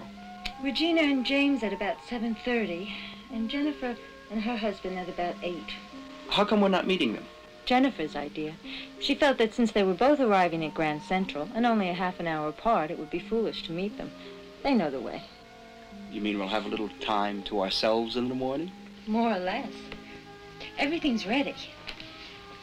You know, I like your idea of you 3 men going your way and we 3 girls going ours. Say, I thought I'd take them to Luchow's for lunch. Maybe a little sightseeing afterward. And I thought that I'd take Jennifer and Regina to that little restaurant I told you. I hope they serve drinks. Wouldn't go there if they didn't. With all the talk we're going to have to catch up on, I'm going to need them. Aren't you glad you married me? No, not really. What? Why, you little... Oh! Get back now. Come on. Oh, John!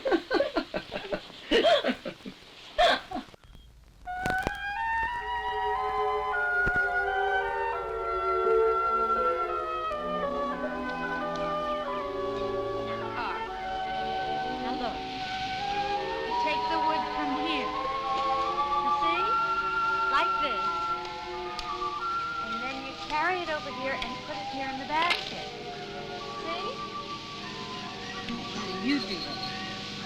Go ahead.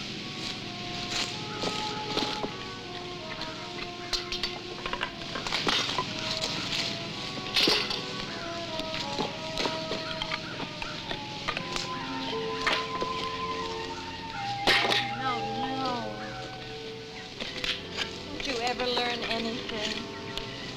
Never mind. Go on in and try to help Mary. I'll do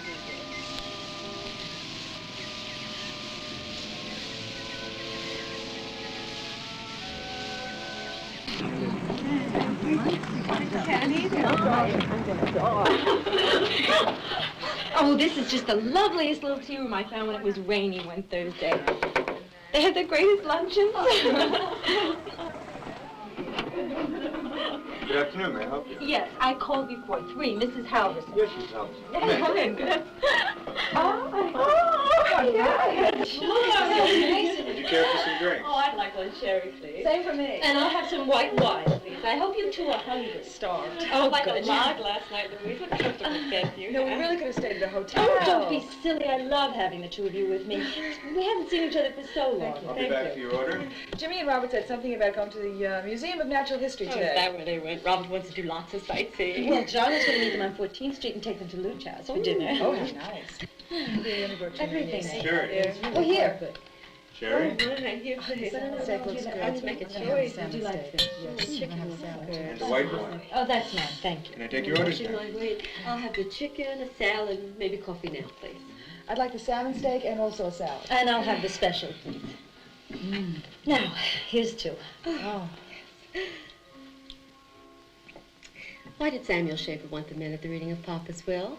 He won't say. He just said that he can't read the will without our husbands being there. It sounds a bit crazy to me, but then Papa always was a little nuts. The whole family is. Speak for yourself, Regina. What time tomorrow? 3 o'clock at Schaefer's office. We'll leave on the 6 o'clock train for upstate, and then we'll make boat connections at 8:30, and we should be on Hanley Island by 9. That's the schedule Mr. Schaefer's worked out for us. Why such a precise schedule? That's the way Father wanted it. He was very definite about all the arrangements. I wish we'd known him. It would have been nice. But what Lawyer Schaefer says, it's probably better we didn't. What do you mean? Excuse me. Which dressing would you like on your salad? Oh, house dressing will be fine, thank you. Thank you. Father was a very strange man, a loner. According to Mr. Schaefer, even Mother didn't understand him. Well, I only saw him twice when I was a child. I don't remember him at all. I only remember seeing Father once. And then I vaguely remember he and Mother shouting at each other. I think... I don't know. Tomorrow should be very interesting. Well, why do we have to go to the island for the reading of the will? Why can't we just have it done at Mr. Schaefer's office? Oh, Father was very definite about that. He was definite about all the arrangements. Do you know that we had to wait for you and James to be married for at least 2 years before Mr. Schaefer could even open the first envelope with his instructions? That just sent a chill down my spine. Well, then let's change the subject. Louise, how's Charlotte? She's fine. She's 7 now. She's staying with my mother-in-law until we come back from Hanley Island. You know, I would have thought you and Robert would have had scads of children by now. Well, Robert doesn't want to have any children. I guess he's got a point. We're both alike in that respect. We're too selfish to have children. Where's Papa buried? What made you think of that? I don't know. Buried a few blocks from here, in a seaman's cemetery. He insisted on it. Seems he spent so much time at sea and traveling that he wanted to be buried with fellow travelers, as he put it. Weird. Well, let's go there after lunch. I'd like to see his grave. You know, Jennifer, it's strange, but so would I. Mary? Have you finished upstairs? Well, I haven't. Well, why not? I only got 2 hands. Well, I need some help in the kitchen. That is, if you can find the time to help in the kitchen. Look, I'm not going to put up with that. It's hard enough around here without you starting in.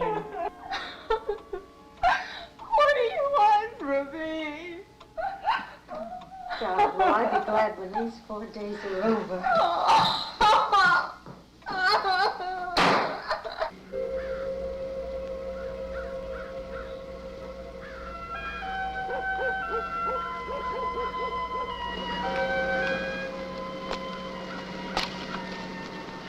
Hanley, John Hanley.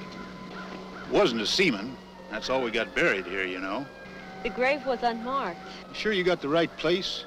You know, there's another one. Blazing Star Cemetery. No, this is the place. It would have been all of 20 years since he was buried. I've been here 32 years. Started when I was a kid. My father used to be the caretaker, and his father before him. It's an unmarked grave. He was shipped here from South America. Yeah, I remember. The financier, something like that. You know, they shipped him in here standing up. He arrived packed in orchids. That body was packed in so tight that it took 2 of us with crowbars to get him out. Where's the grave? Anyone that were strangers, not bona fide seamen, was put over here. There he is. This is it? Yep, not much to it. We'll plant some shrubs. Can't. Why not? I remember correct, he didn't want anything to mark his final resting place. Guess that were her wishes, too. Her wishes? Your mother, I guess. The woman that's standing there with him. They're locked together, you know. Are you all right? Come back.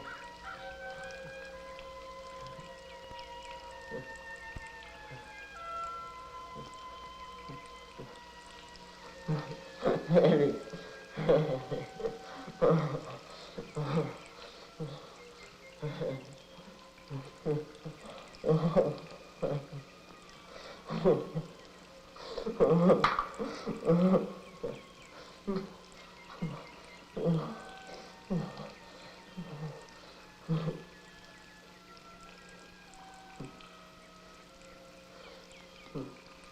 Come back. Come back. Come back. Come back. Come back. Come back.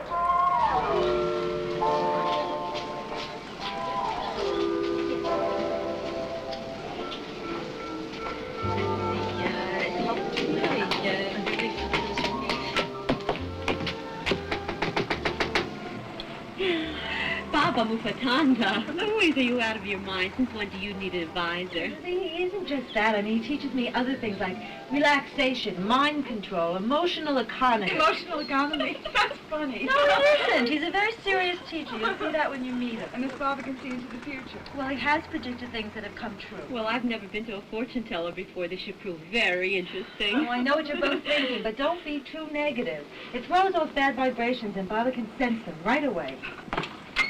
Yes? We're here to see Baba. Oh, Baba is meditating. He expects you. Come in.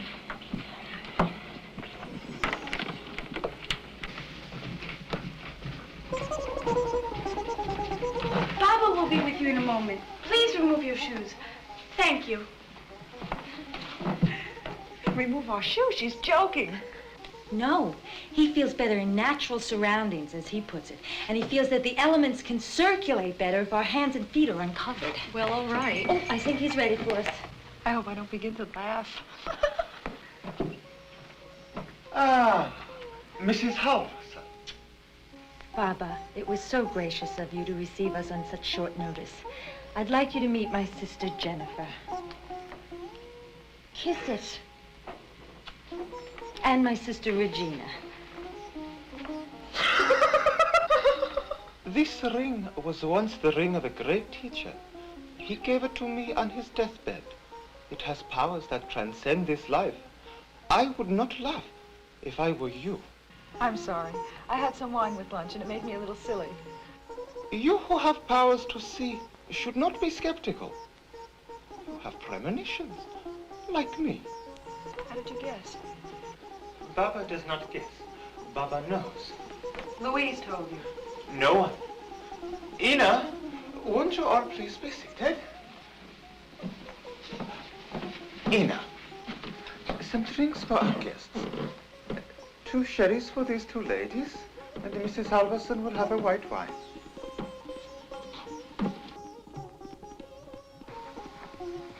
No, Mrs. Halverson did not tell me that was what you drink. I just know. Now, I don't mean to appear rude, but I was just curious. Curious about my name. Why, yes. My mother was Hungarian, a gypsy. Baba was her pet name, hence Baba. My father was Himalayan, hence Mufatanda. You see, you Americans are not the only ones with mixed blood.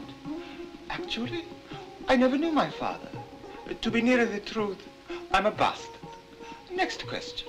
Baba, the three of us are going to take a trip, a short trip. Will it be pleasant for the three of us? The two of you. Two of us? One will not return. Why not? Baba, why won't you answer me? Sherry? Currents are not good. Ina is disturbed. Should we go? Yes, that is a good idea. No! No! No! No!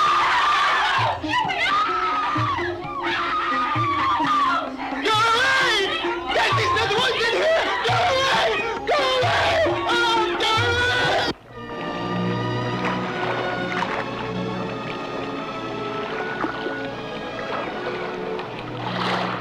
Did you feed Carl? He eats what he wants to. This place used to be so beautiful. Remember? That was a long time ago. Not that long ago. Wouldn't it be nice to get away for a little while? Where? Any place but here. We have a little money saved up. Do you think we'll get something from the settlement of the estate? Of course we will. Do you know how many years we've been on this island? Don't think about it. Funny running into Vera like that in the bank. She looks well for her age. We would too if we had her money. Why didn't you get married when you had the chance? Oscar? Oh, a lot of reasons. I had you and Carl to look after. We could have managed. I did the right thing.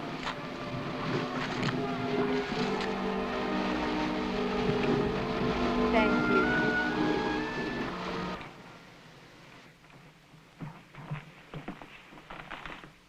Mrs. Carver called, said she'd be a half hour late. Mrs. Carver is always late. Alice, tomorrow at 3 for the reading of the Hanley will. I want absolutely no interruptions. Do you think you'll be through by 4? Why? You have an appointment with Mr. Rogers at 4. Couldn't. It's right here in your appointment book. I made that? Certainly did. Well, change Mr. Rogers to another day. All right. And Alice, you had better get out all the books and papers pertaining to Mr. Hanley. Now. I'm going to have to make some slight financial adjustment. After all these years of working with Mr. Hanley's money, the office is going to miss it. Everything has to end sometime or another. I just didn't think it would end so soon. What? Nothing.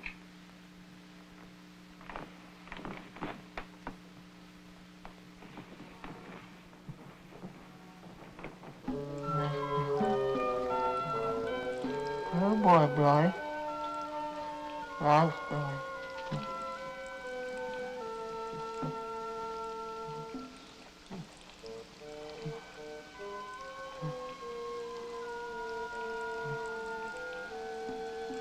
Oh, man.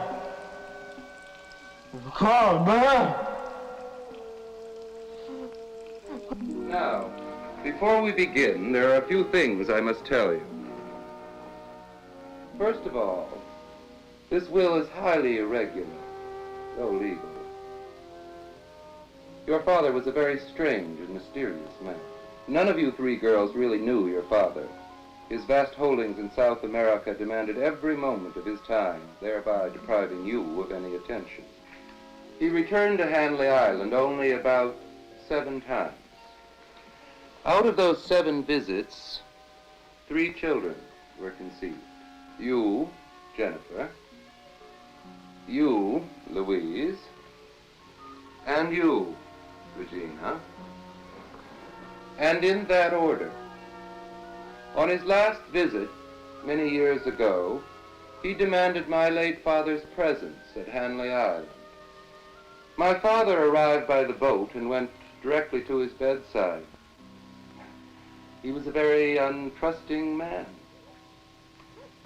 He had already had these papers drawn up by his lawyers in South America. All he wanted of my father was his signature to attest to the legality of his sanity. To this day, I do not know what is in these papers. Well, my dears, this is it.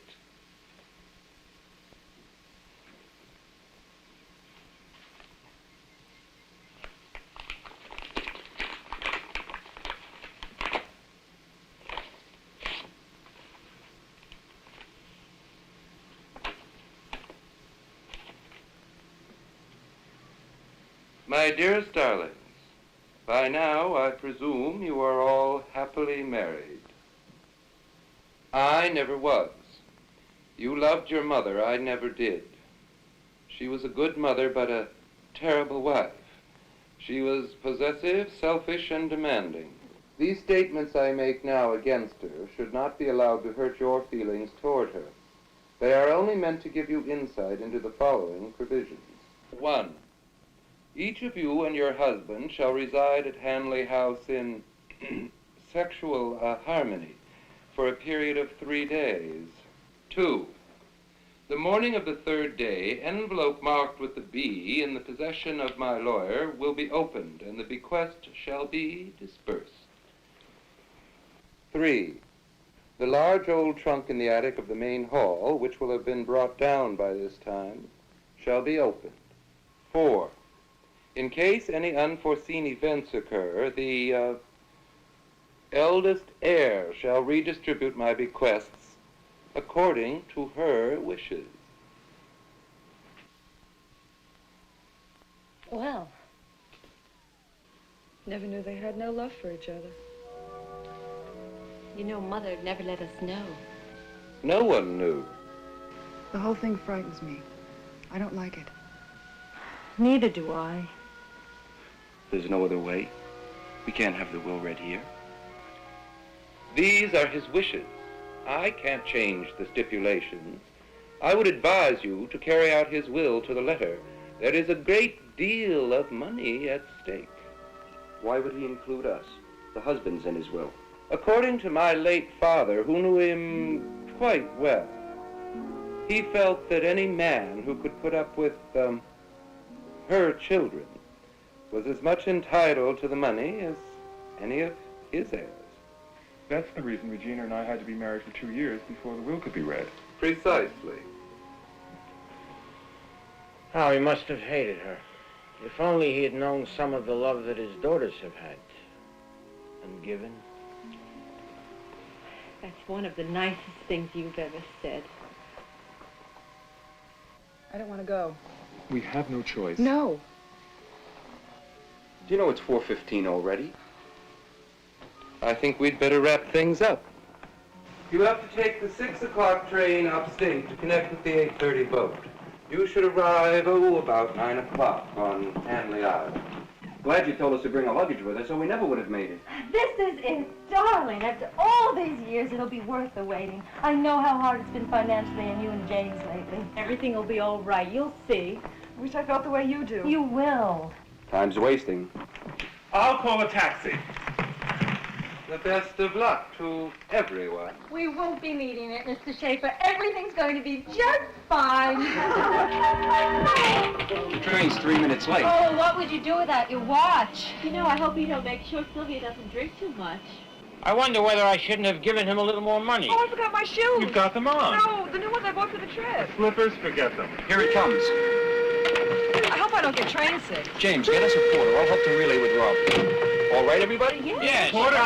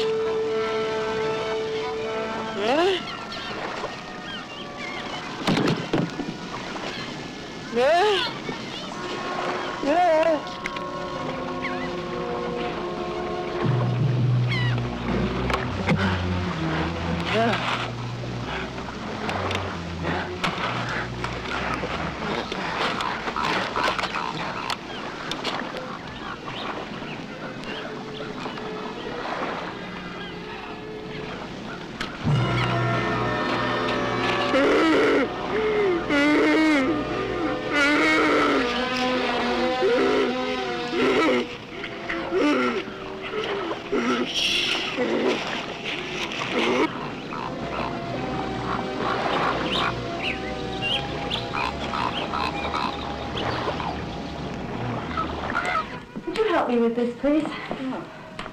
Why we had it dressed down here is beyond me. Well, Margaret said the room's aren't ready yet. Well, I don't know why that should be. According to Lawyer Schaefer, they knew we were coming 2 weeks ago. Where's Regina? Well, she's going through her things in the storage room. She thinks she lost an earring. It's cold in here. It's always cold here. That's what I remember as a child. Seems strange being here again, doesn't it? Oh, I always hated this place. Too bad Papa never finished the main building. Well, he went all over the world to furbish it. It's funny how he never finished with all of the electricity. Did you see the light fixtures in the outlets? He never put the generator in to make everything work. Oh, there are so many things that I've buried in my head. Did you see that portrait of Mama in the dining room? Not very flattering, is it? Oh, you remember when we were young and we went to that awful boarding? Oh, Mrs. Snyder, oh, awful. Oh, at least we have each other. Oh, we'll always have each other. Was that a threat? Oh. You know, though, Margaret and Mary haven't had a very easy time of it. You mean Carl? Not just that, but the time they spent catering to Mama all those years. Why do you think she never spent much time with us? I don't know. I don't think we'll ever completely know. Well, we haven't come out too badly, have we? Considering. Maybe we were lucky. We were never spoiled, and we always had to make our own decisions, and we never had anyone to tell us what to do. Maybe. Oh, I like John. He's nice, isn't he? I like Robert, too. Oh, we're getting so sentimental. No, just closer. We haven't been able to the last few years. I mean, you living in Philadelphia and all. You are happy now, aren't you? As happy as I can expect to be. They must have really hated each other. You mean mother and father? Well, why didn't they just divorce? They might as well have. Each one of them went their separate way. He drank a lot. Well, that's what we were told. I wonder what was the truth and what wasn't. Don't you believe what she told us? Well, all we heard was her side. There are two sides to every story. True. Maybe some good will come of this. The money? Schaefer said there's going to be a lot of it. Not just that. Renewing old times. Oh, the fire's so nice, isn't it? Mm-hmm.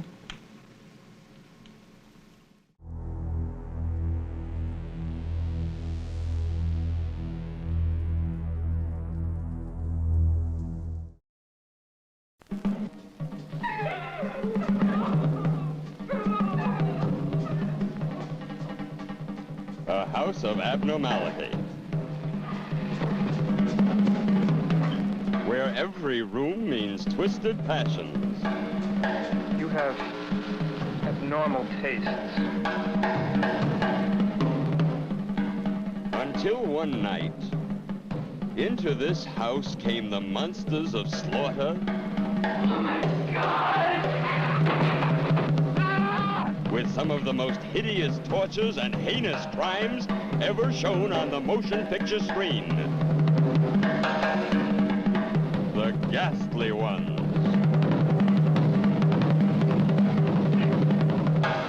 Rape.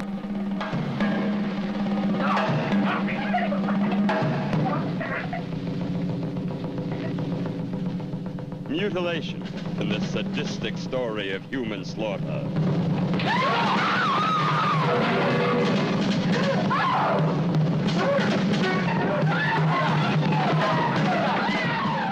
Meet Colin, the mad brother who loves to eat meat.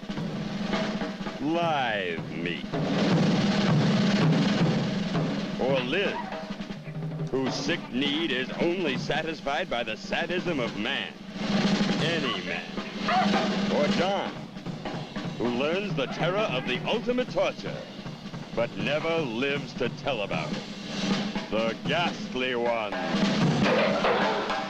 What is it? Not for the squeamish, but an experience so sensually exciting that it will be the stomach shocker of your life.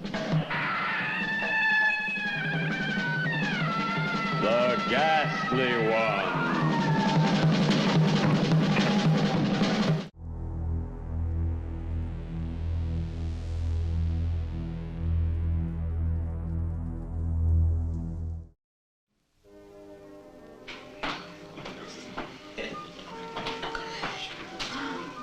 you know, Carl's a little simple-minded. The only thing he understands is a slap now and then.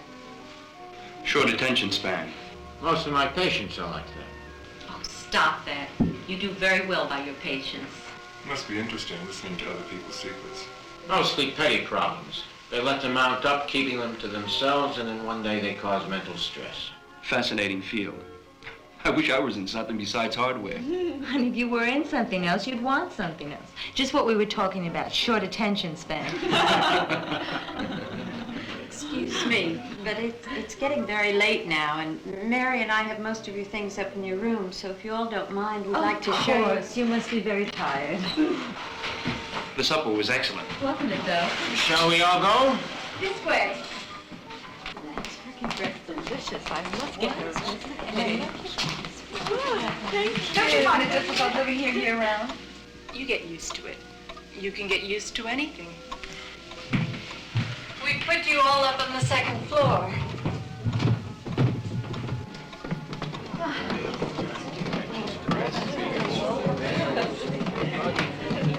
Mary and Carl and I are up on the third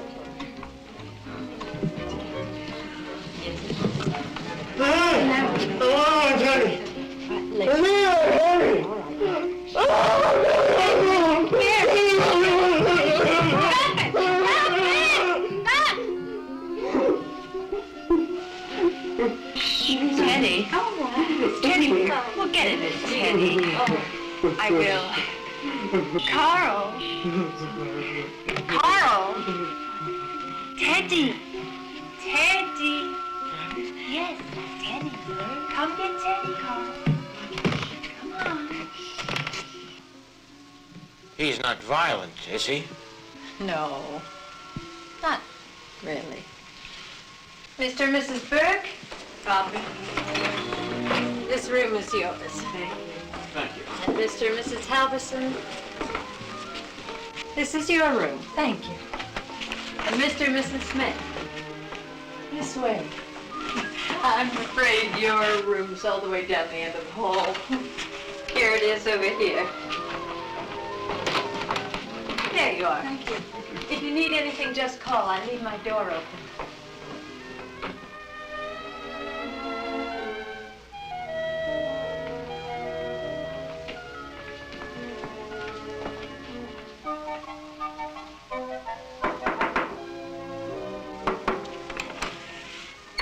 If there's anything you'd like, just call.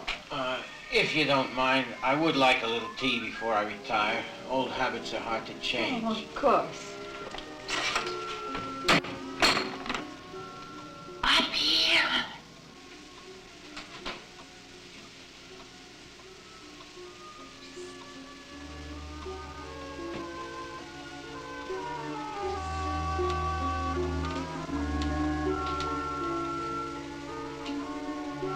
Dun, dun, dun, dun, dun. Oh, I feel so much better now.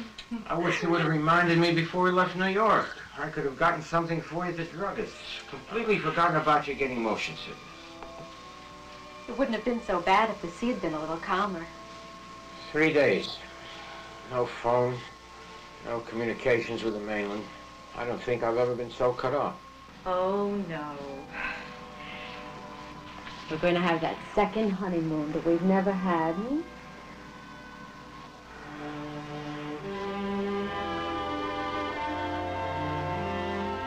Oh,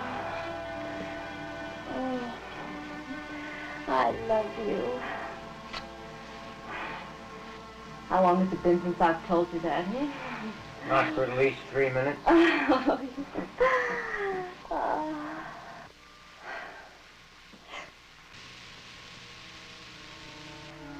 What's wrong? Someone's at the door. What do you mean? The doorknob turned.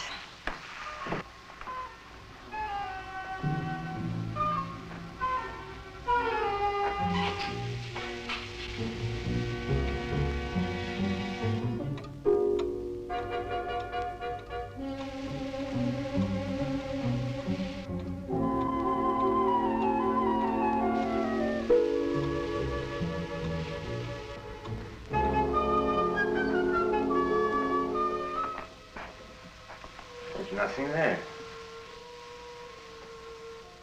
3 days. Well, I'll say one thing. Those two certainly know how to cook. That's all you think about is your stomach. Charlotte got off all right? Mm-hmm. She loves your mother. Your mother spoils her rotten. She gives her anything she wants. Can't blame her. Charlotte's the only granddaughter she has. How did you like Margaret and Mary? They're a real pair. That's their brother? I think he was brain damaged at birth. You know, I'd almost completely forgotten all about the three of them. I thought you grew up together. No, Mother always kept us apart. And we girls were always away at boarding school or being taken on vacation, being sent away someplace. I don't want to talk about it. It brings back unpleasant memories. Right.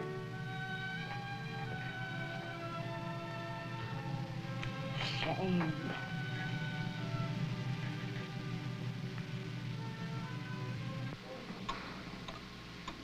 Carl?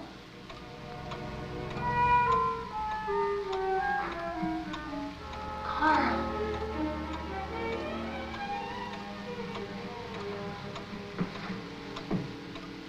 Carl? Carl?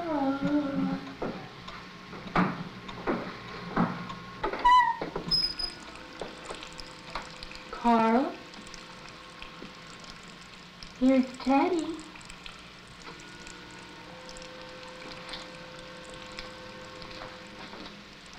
Carl, come get Teddy, huh? Carl? It's cold in here. It's always cold on this island. The only thing I ever remember about it. You've been in a mood ever since we left New York. Who is it? It's me, Robert. I thought you might like to read the book I was telling you about. Excuse me. I thought another lamp might come in handy. Oh, that for us? If you need it. It is a little dark in here. Here, I'll take that. I'll turn down the bed. I think you'll find it interesting. Robert, don't be quick! Get out! Get out! Stop on it! Out on it! Blast it off of me, for they shall inherit. Robert, here. Blessed are the meek, for they shall inherit. Now, what the hell does that mean?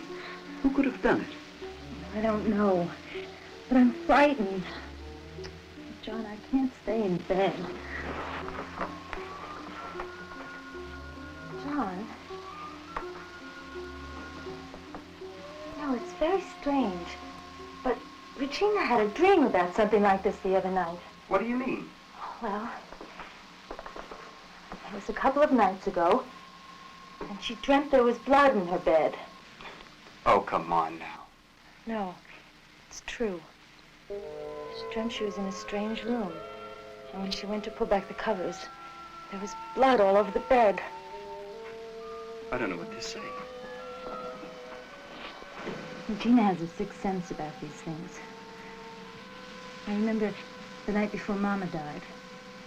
It was very late, and Regina was staying with me, and it was the middle of the night. She woke up screaming. I ran to her bedside, and she was cold with sweat. And she said, Mama's dead. Darling, that dead animal was someone's idea of a cruel joke. It wasn't a joke. It reeked of death. It could have been any one of them. It's funny. After all these years of being close to them, I don't feel close to them anymore. Well, it's only natural. I haven't seen either one of them in a long time. No. It isn't that. It's this house. It's the whole thing about the will. I don't know what it is. I don't know what it is.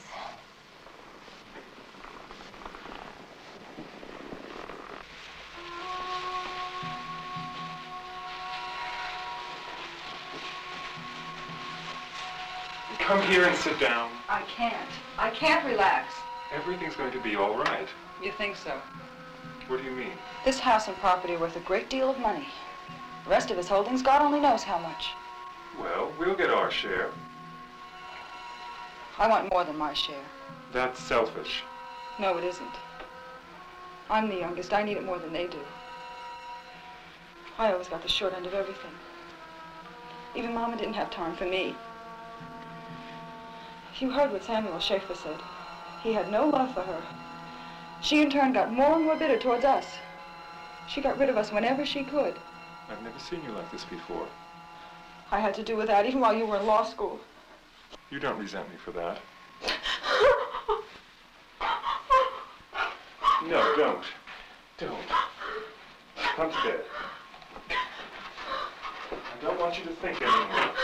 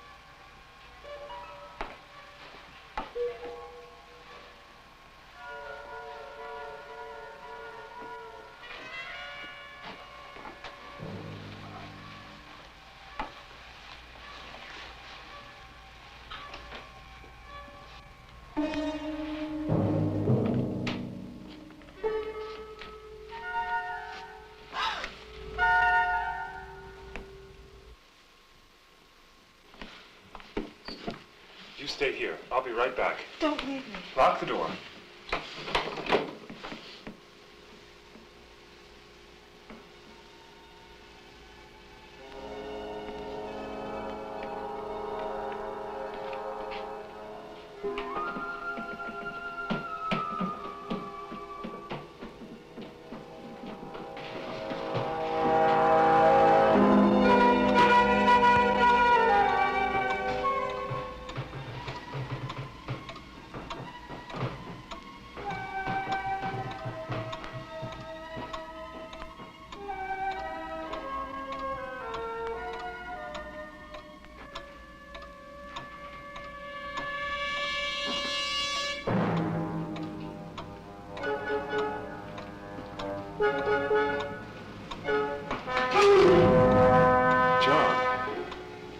What are you doing up? Did you see anyone? No. I just came out. I heard someone upstairs and I came out. Are you sure? Of course I'm sure. Damn it, man. There's an X on our door, painted in blood. Oh, no. Don't go up. I don't want Regina upset any more than she already is. I thought I saw something. What? I thought I saw a shadow going down the stairs just before you came down. I think we better check down here. Good idea.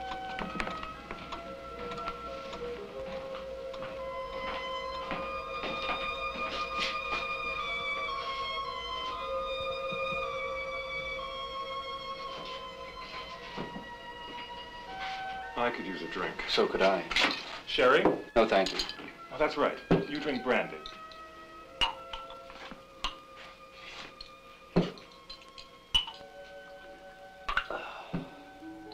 My nerves are shot.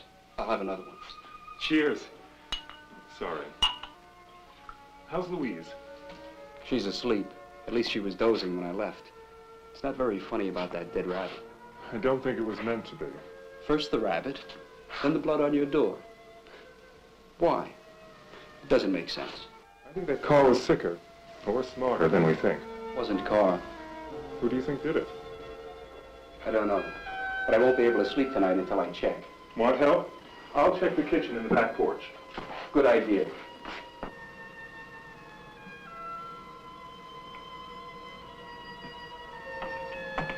Oh, I'll check the front door and make sure it's locked.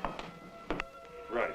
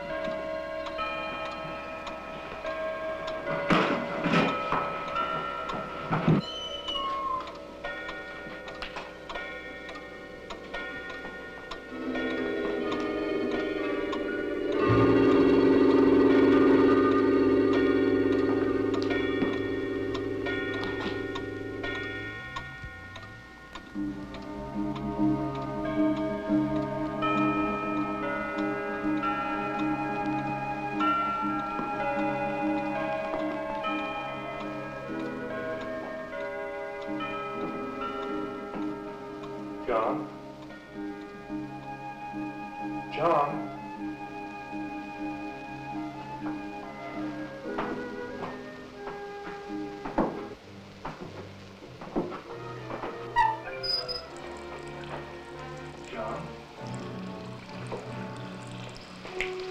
John.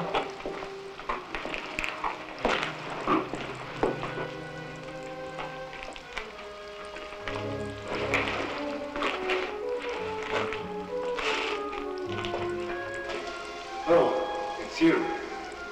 What are you doing now?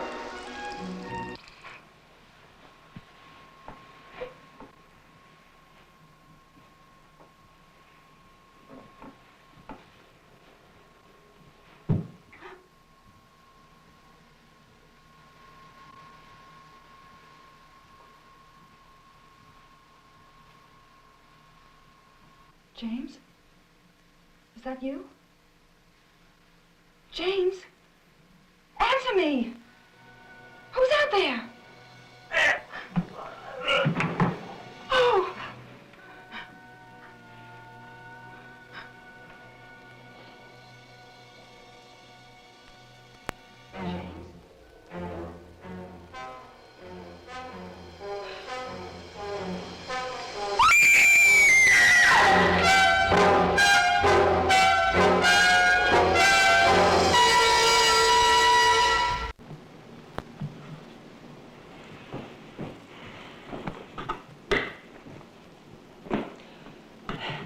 Heard of such a thing. Breakfast at noon. Well, you could hardly expect them to eat before now after what happened last night. Well, it just throws the whole day off. For God's sake, Mary, will you stop it?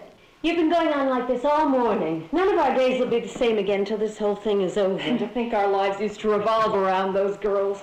And now they seem to be in the way. I didn't say that. No, but I did. And I mean it. I never loved those three the way you used to. There, I've said it. After all these years, I finally said it. I never knew you felt that way. Well, the table's set. We certainly can't wait for them any longer.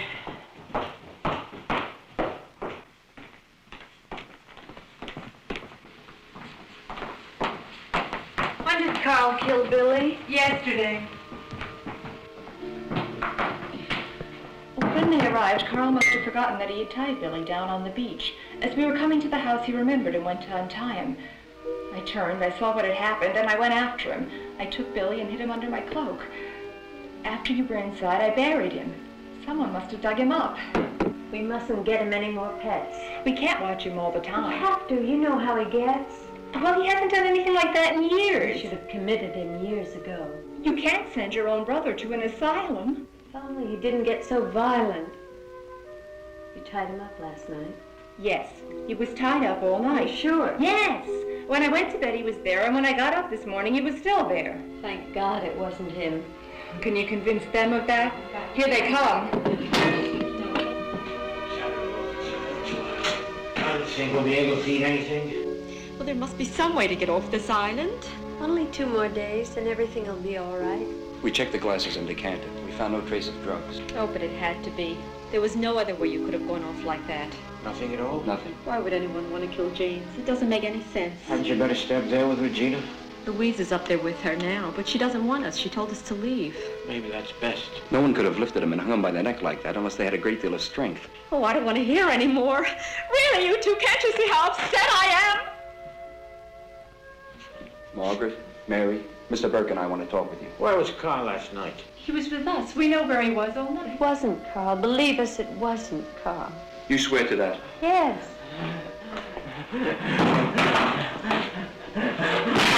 What? Eh?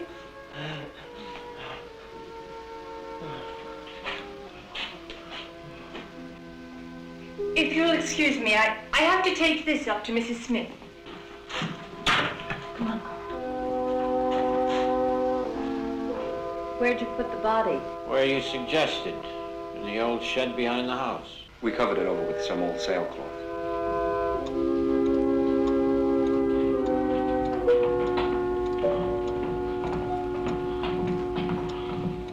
Carl, now I want you to take this.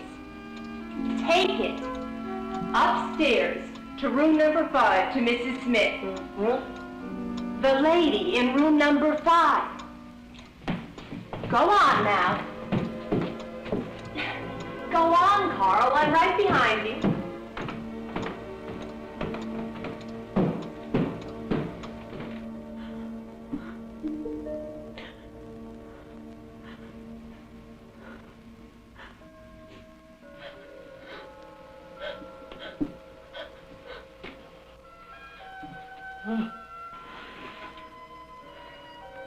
Can't you knock before you come into a room?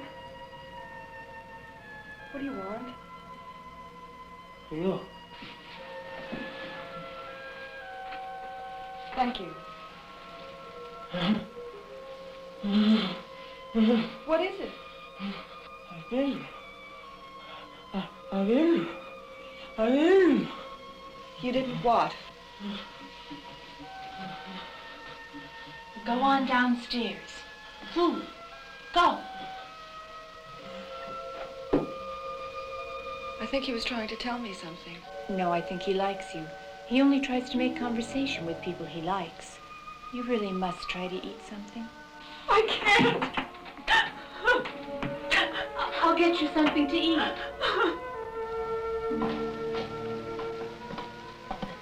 Oh, yes, Margaret, what is it? It's Carl. Mr. Burke, I was wondering if you'd be kind enough to help supervise Carl with the kindling. We use up quite a bit of wood here in the fireplace. It gets rather chilly nights, and he really can't handle it without supervision. Mary and I have our hands full. So I was wondering if you'd be kind enough to help supervise it. Why, certainly. I'd be happy to. What is it you wanted? Well, the wood's usually brought in from outside to dry out, and then it's brought up here to burn. Just help him carry it in and send him up with it. Of course. You all right, Jennifer? Oh, you go right ahead. Don't worry about me. I think I'm going to spend some time with Regina. She should have someone to talk to. Where's Carl? Carl?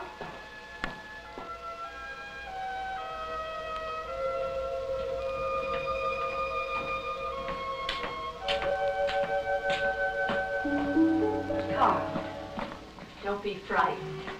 This is Mr. Burke. Well? Yes. Well? He's going to help you with the wood. A what? A what? Yes. Now, I want you to do just what Mr. Burke tells you to do. Do you hear? You'd better take this with you.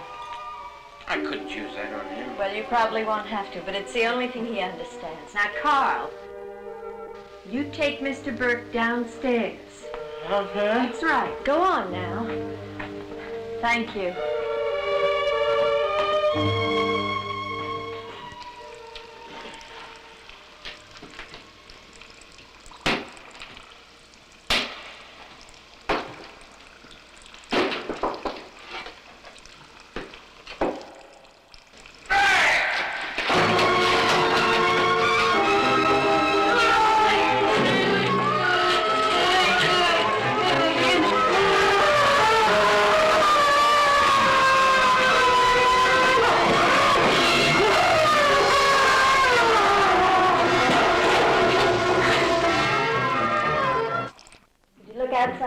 I looked all over him. Did you check the cellar again? I did. Well, I don't know why they can't at least be on time for dinner. Is Mrs. Smith coming down for dinner? No, I told her I'd take her up something later. Well, we can't wait any longer. The turkey will be dried out. Well, do you want to call them in or shall I? You call them. I'll get the turkey. Dinner's served. Oh, are we going to eat without Robert? What about Regina? We don't know where Mr. Burke is, and dinner really can't wait any longer. As for Mrs. Smith, I told her I'd take something up to her later. I must apologize for Robert. It's not like him to be so inconsiderate. He might have gone for a walk and got lost. Well, it isn't fair to Margaret and Mary. Let's have dinner. All right, Margaret.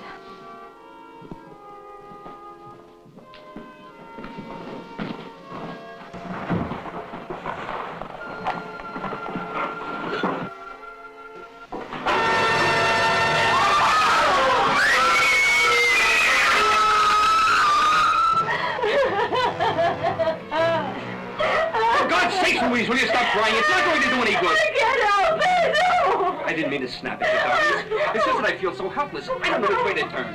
I wish we'd never come to this goddamn island. Well, swearing isn't going to help. Sorry. Oh, where's Robert? Where's Robert? I know something's happened to him. There's only some way we could get off this island. Oh, there isn't even a road. Who is it? It's Margaret. What do you want? May I speak to you for a moment? Don't go out there. Oh, for God's sakes, it's only Margaret. What is it, Margaret? The lawyer, Schaefer, has requested that a trunk be taken downstairs for the reading of the will, and, well, I was wondering if you'd help Carl take it downstairs. Where is it? Right down here. It's right here in this room. Well, couldn't it wait until Schaefer comes? I'm afraid there won't be time, and it's imperative that the trunk be down there for the reading of the will. Well, after that, you all leave for the city immediately. The boat won't wait. Carl? Carl, see that trunk there? Take it up. Take that in. That's, pick it up. That's the way. Oh. Yeah, let me take the other one. Come on.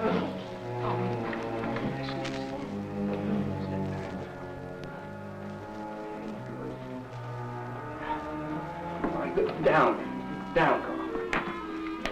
Come over here, Carl. Now listen, Carl. Lift it and put it on my back. Huh? The trunk, Carl, on my back. Lift.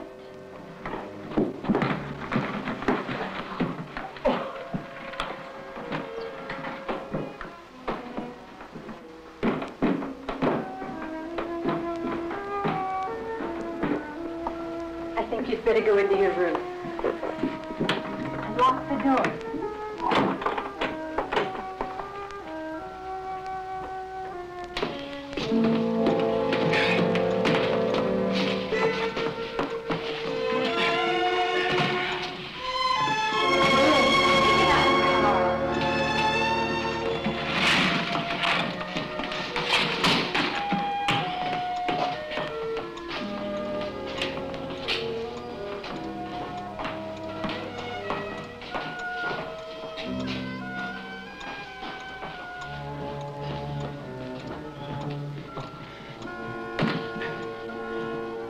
That's it? Yes, thank you very much. I'm going downstairs to take another look at the cellar.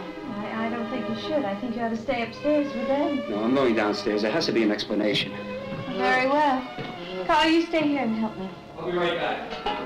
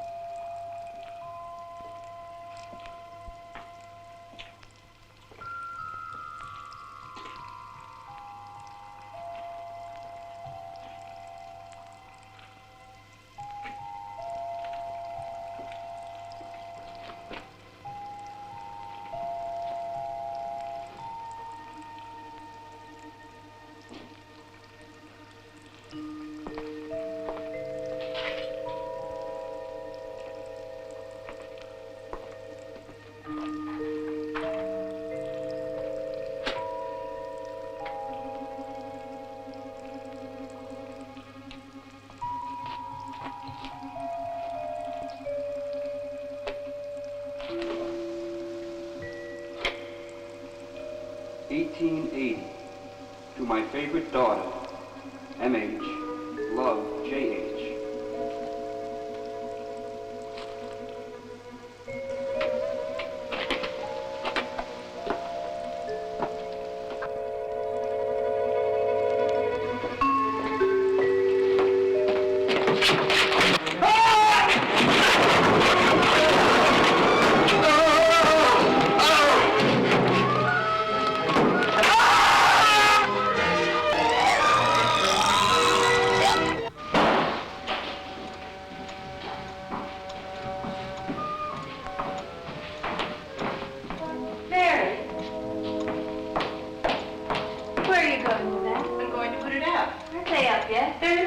Robertson's room. For heaven's sakes, give me that. Go up and get him some towels.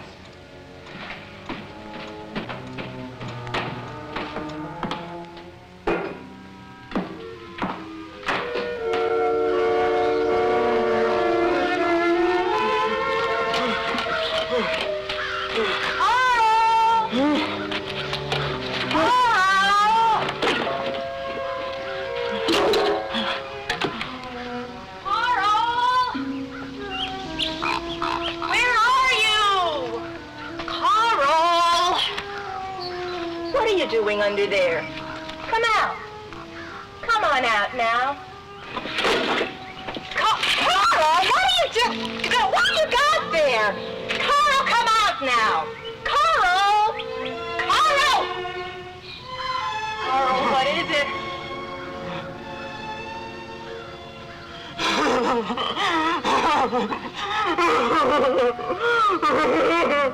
Let me go, Carl!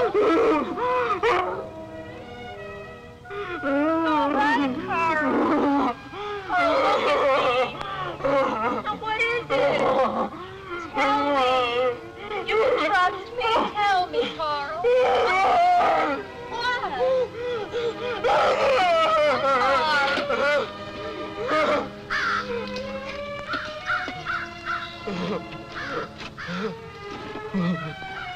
Carl. 1880 to my favorite daughter, M.H., love, J.H. Why, that's Mr. Hanley. This is M.H. Of course.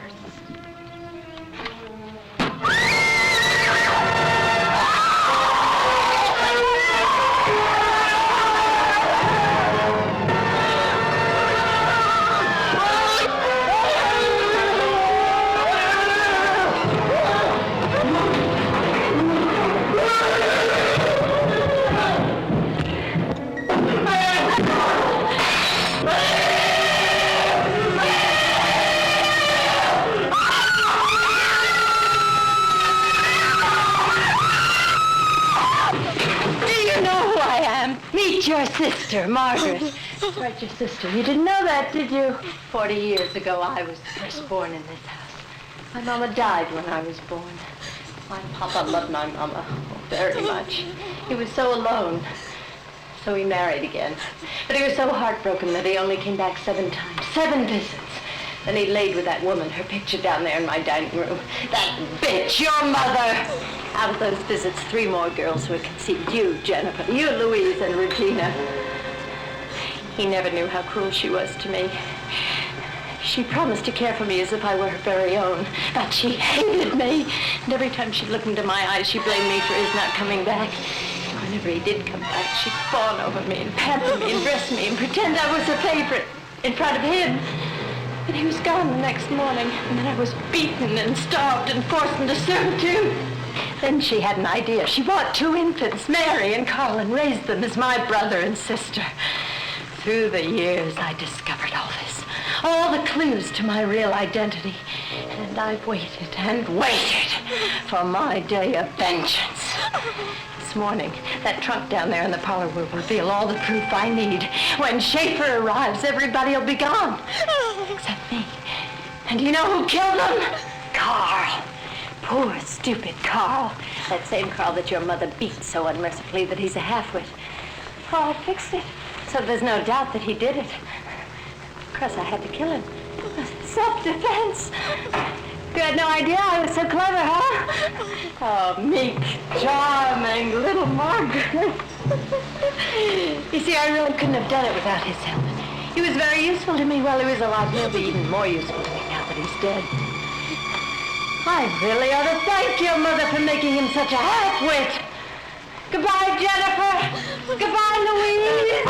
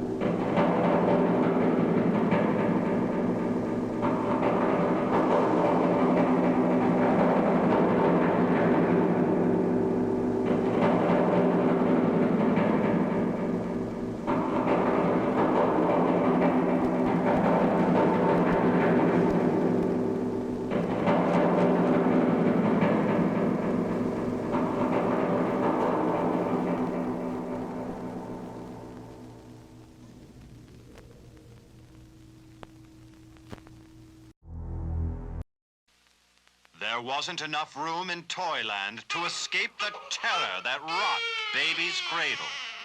I notice you call him Baby, and the case history doesn't show any other name. What is his real name? Just Baby. To Baby, life was not a giant playpen. It was a living hell. He wasn't allowed to walk, he wasn't allowed to talk, but he was capable of it. Baby is a full-grown man trapped by 3 women with no way out. Mama. Damn you.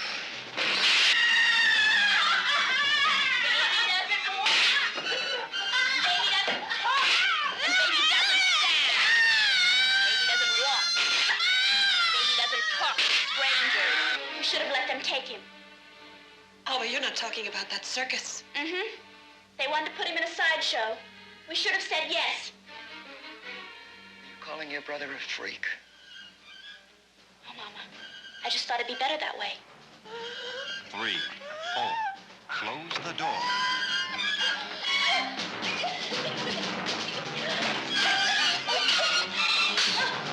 I just wanted to face you one more time to tell you that you're sick.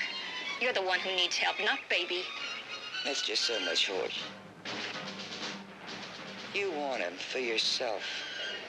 Well, agency or no agency, you ain't gonna get him. Because Baby belongs to us. No, to me. He belongs to himself. He's not the subhuman thing you've made him.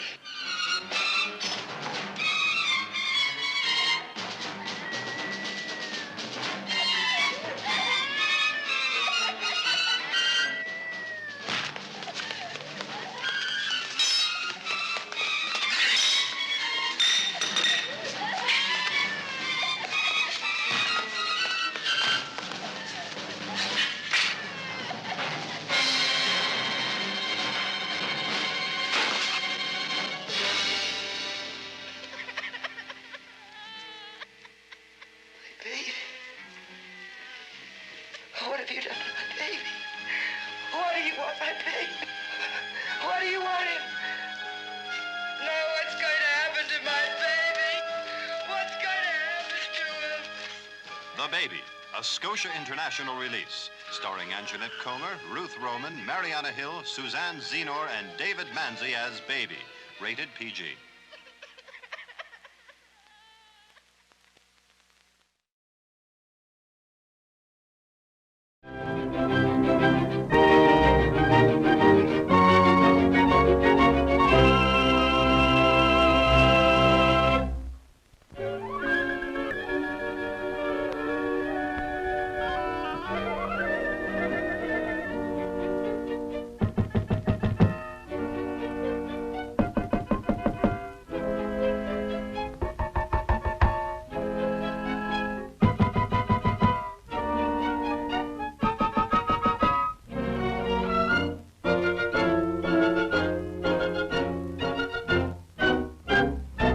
Day is dawning and here is the sun. Hail His Majesty the Sun.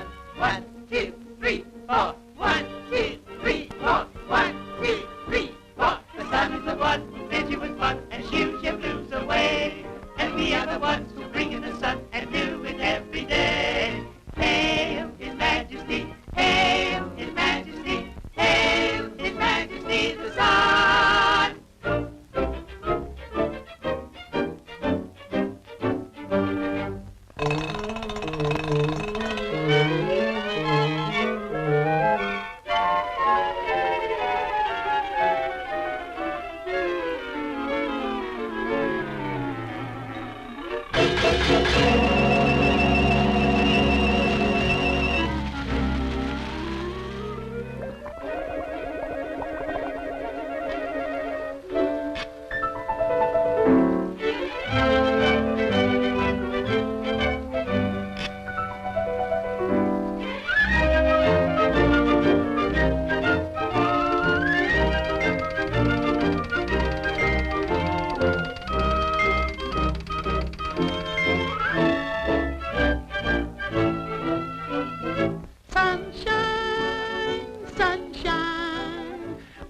Lots of good old golden sunshine.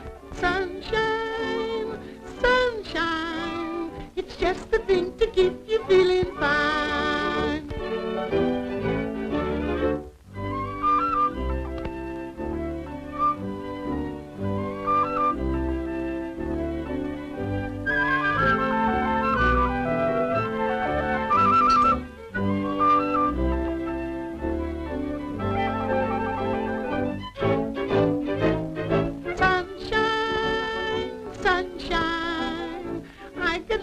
good old golden sunshine. Sunshine, bah. Joy, bah.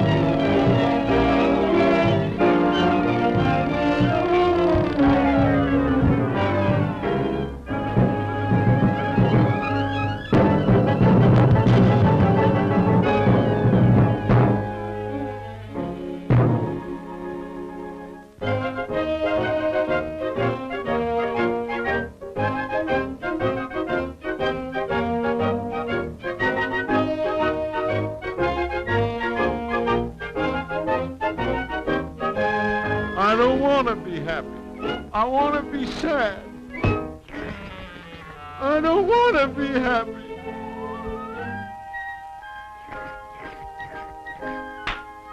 I want to be happy. I want to be glad. I want to be happy and glad and never again be sad. I never will cry, I never will sigh, 'cause I want to be glad. He never will cry, he never will sigh, 'cause he wants to be glad. And now the world looks bright and fair, because the sunshine everywhere.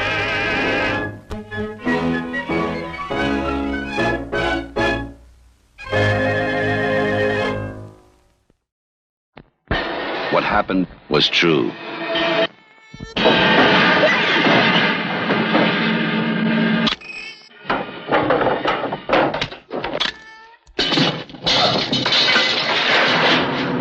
the most bizarre and brutal series of crimes in America.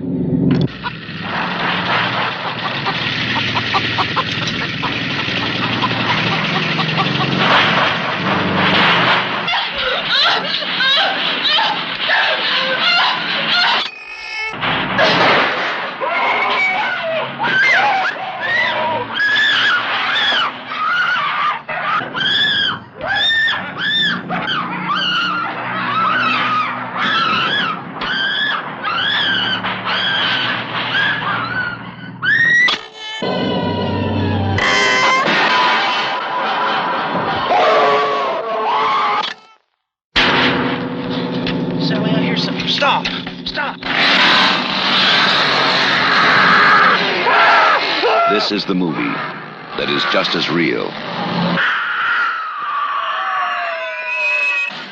just as close, Crazy! You gotta make us stop! just as terrifying as being there. Even if one of them survives, what will be left? The Texas Chainsaw Massacre. After you stop screaming, you'll start talking about it.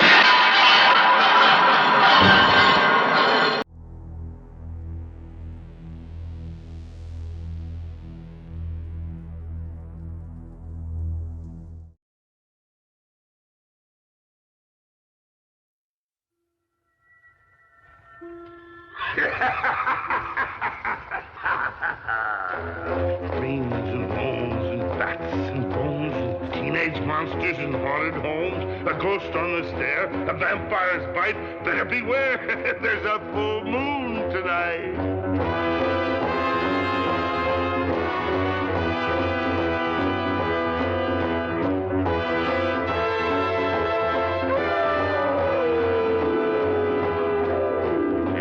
Spiders creep and crawl, boys and ghouls having a ball. Frankenstein, Dracula, and even the mummy are sure to end up in somebody's tummy.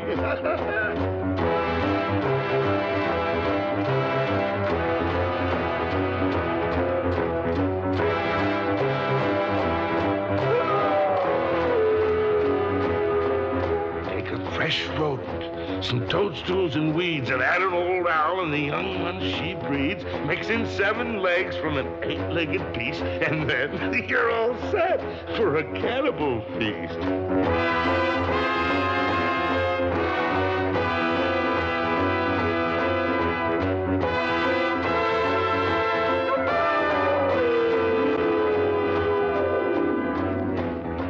Sit round a fire with this cup of brew, a fiend and a werewolf on each side of you. This cannibal orgy is strange to behold, and the maddest story ever told.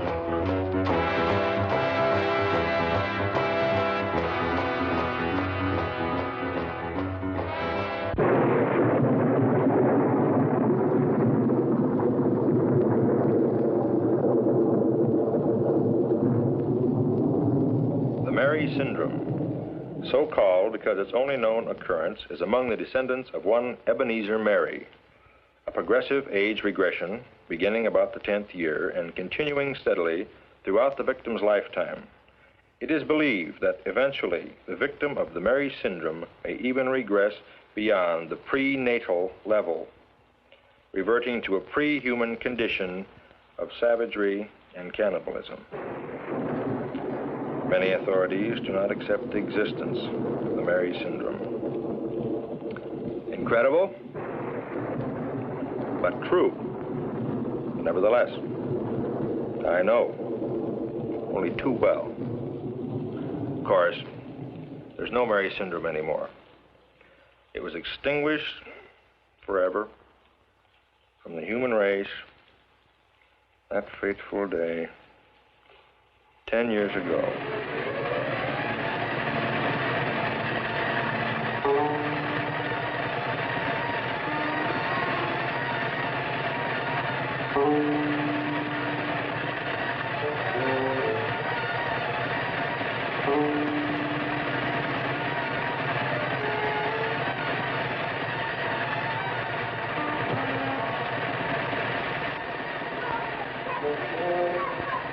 Can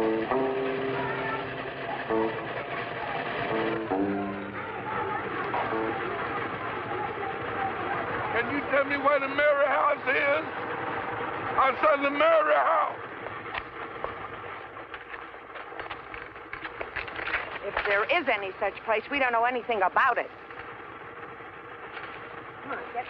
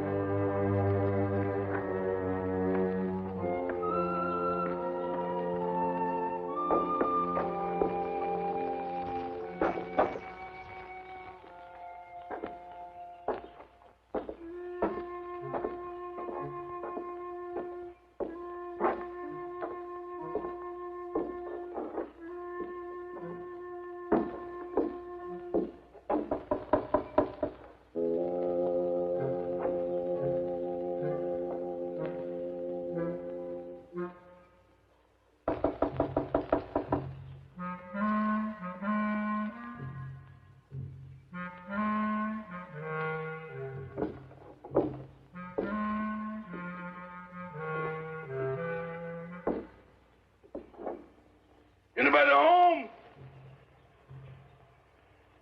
Anybody home? Please say yes, somebody's home.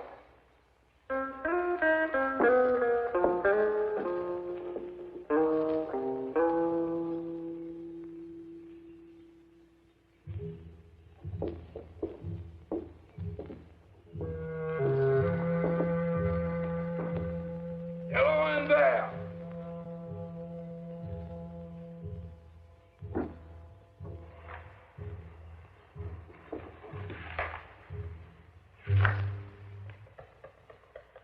Hello?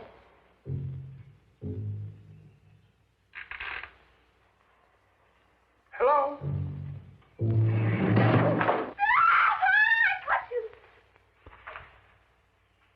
I caught you. I caught a big, fat bug right in my spider web. And now the spider gets to give the bug a big sting.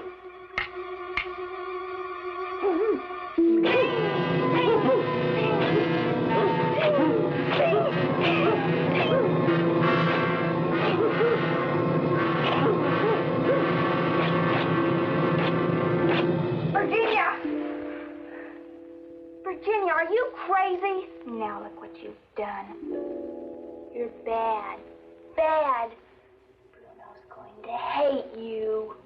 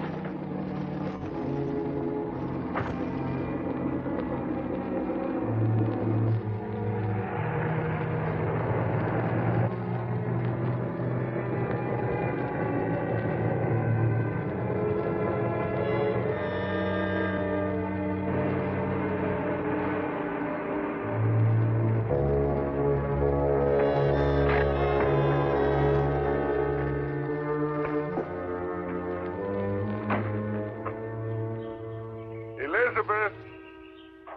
Virginia!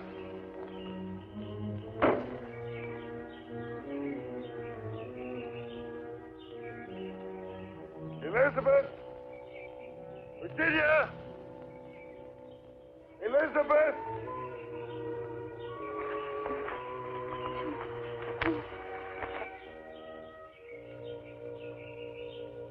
Elizabeth!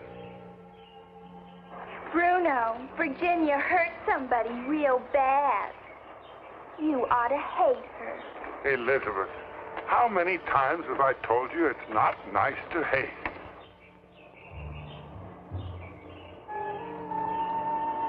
Oh. Oh.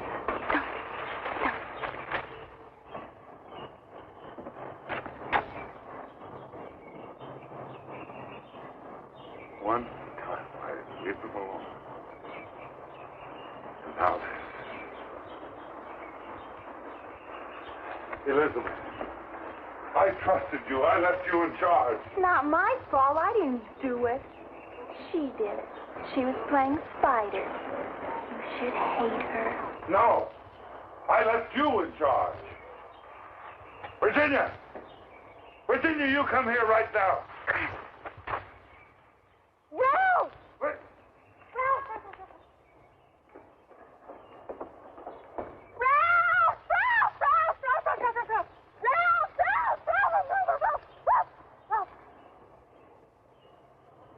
Ralph, we're home now. Ralph, we're home now.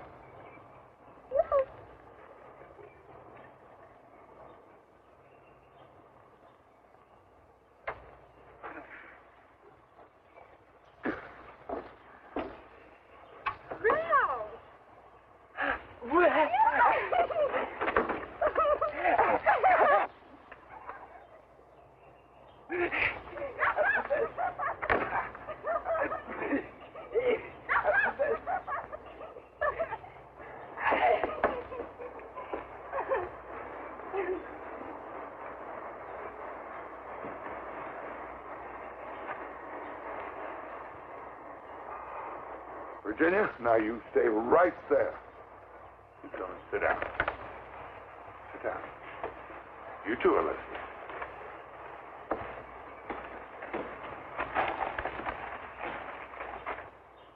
Now, children, I want to tell you something, and I want you to listen very, very carefully. You remember last time when those two children climbed over the wall and Virginia almost caught them in her spider web? Mm-hmm. Well, that got people to wondering about us. And that's bad. Your daddy wouldn't like that, Virginia. Now, I can't be here all the time. You know that I have to take Ralph into the city to the doctor once in a while. And Virginia, you were supposed to mind your sister. You were not supposed to play Spider anymore. Now, you never can play Spider again. Oh, Ralph, what have you got there? Something that man had. Ralph, give it to me. That's it. Thank you, Ralph. Huh. This is from a lawyer. Yeah, a lawyer? What is this, Bruno? Something bad, isn't it? How many times do I have to tell you, just because something isn't good doesn't mean it's bad? I knew that. It must be something very bad. Nothing is very bad. It isn't? He's going to come here and bring other people. Daddy wouldn't like that. What other people? They want to become your legal guardians. As the only other known surviving heirs of the estate of Titus W. Murray. Isn't that Daddy? On the 14th of...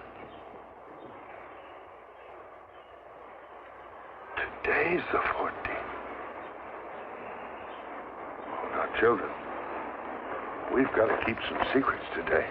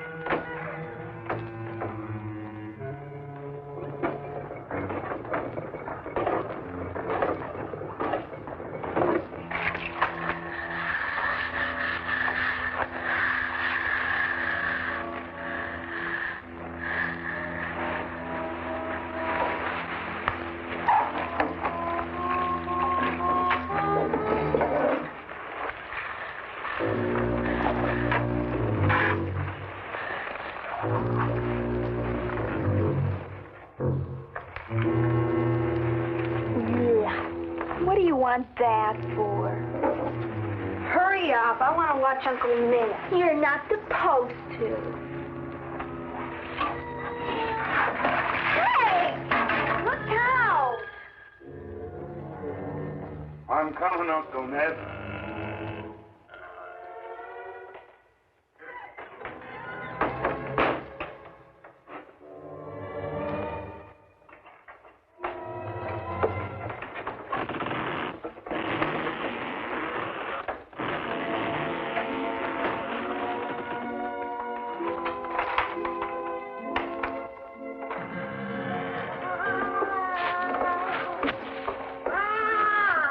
Aunt Clara, Aunt Martha.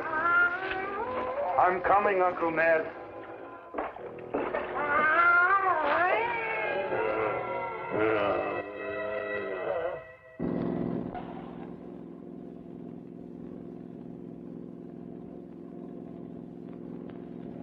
Really, Emily?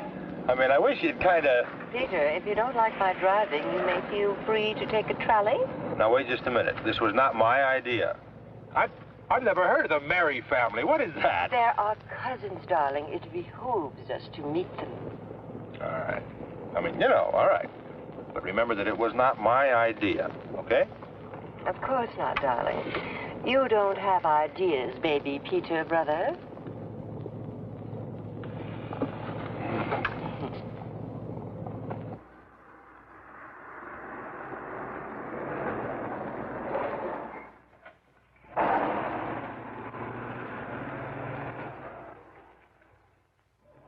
What in the world makes you think this is the right road? It's got to be.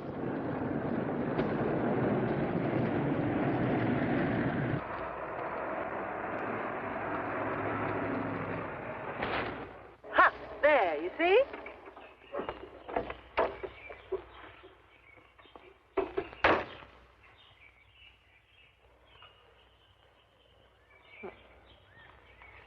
So, this is it. I don't see any sign of, what's his name? The lawyer. Obviously, he hasn't arrived as yet. The caretaker here probably went to meet him in a horse and buggy.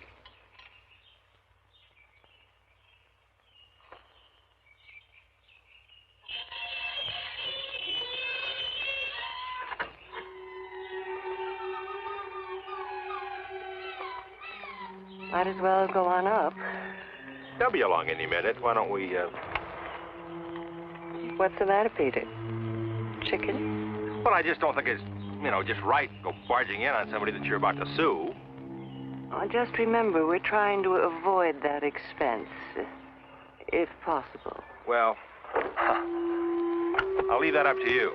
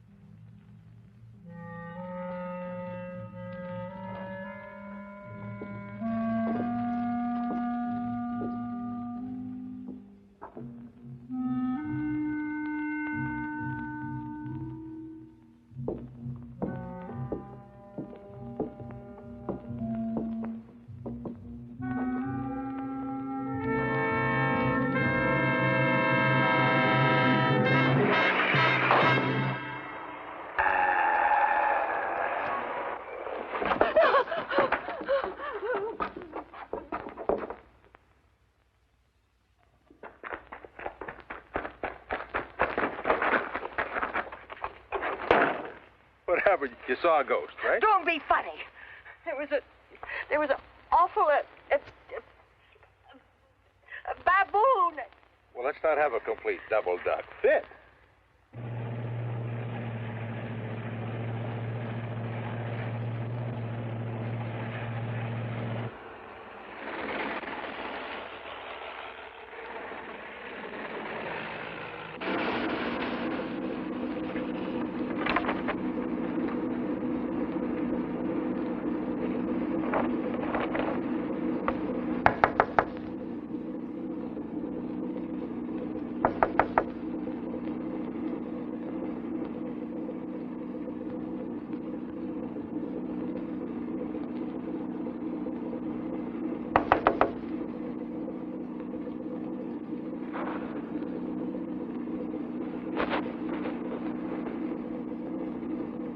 Mr. Schlocker, I think he means that you open the window from inside.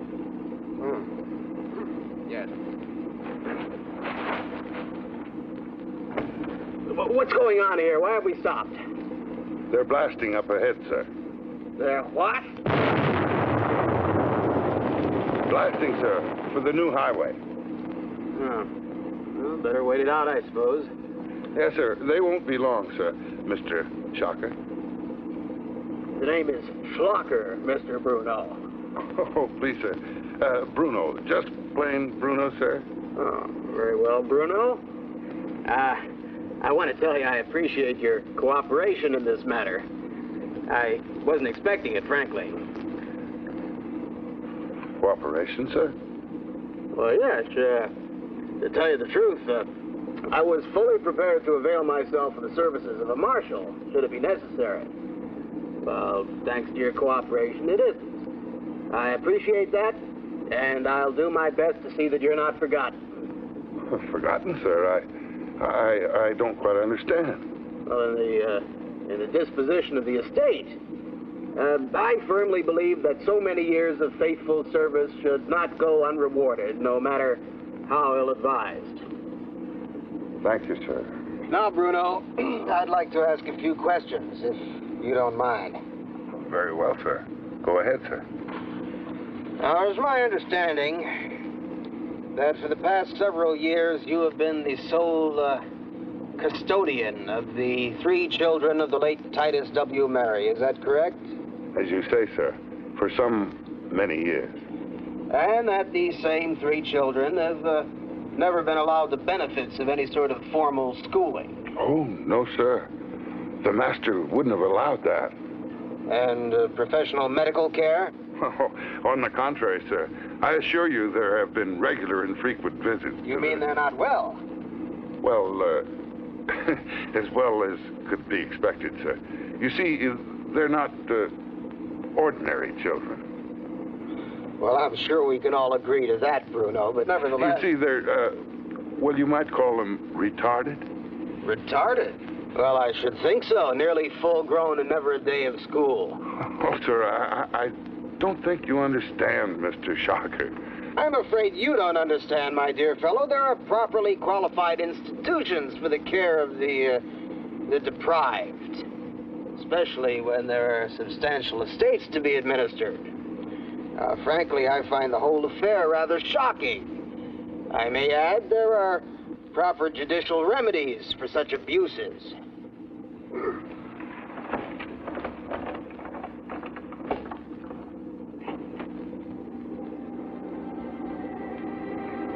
I don't think the master would like this. Come on, buddy, let's get this car out of here. Yes, sir. Yes.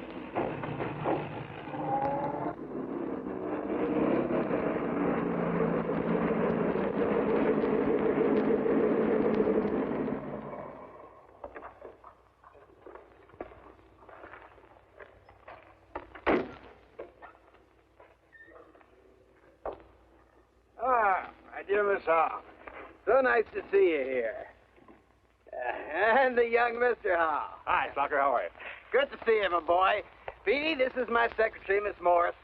Hi, Miss Morris. How do you do? Hi. Skip the rest of it, Schlager. Let's go in and take a look at the place. Oh, yes, I've been away from the children too long already. You just follow me, and I'll show you where to park your machine. But if I may ask a favor, please, please treat the children tactfully. You see, they're not accustomed to strangers, and they might act wild if encouraged.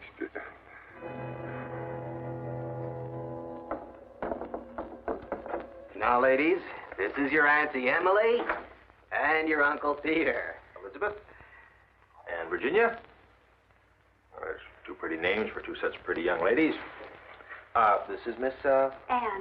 Anne. Ralph. Where's Ralph? Ralph! Ralph! Virginia. Ralph! Ralph! Ralph! Ralph! Ralph!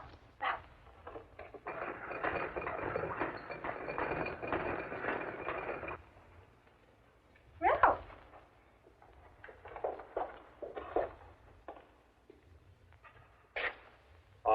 He's all right, Emily. He's just a big kid. Yes, it's like you say, sir. He's just a big kid. Now, see here, Bruno. You don't seem to realize just how serious all this is.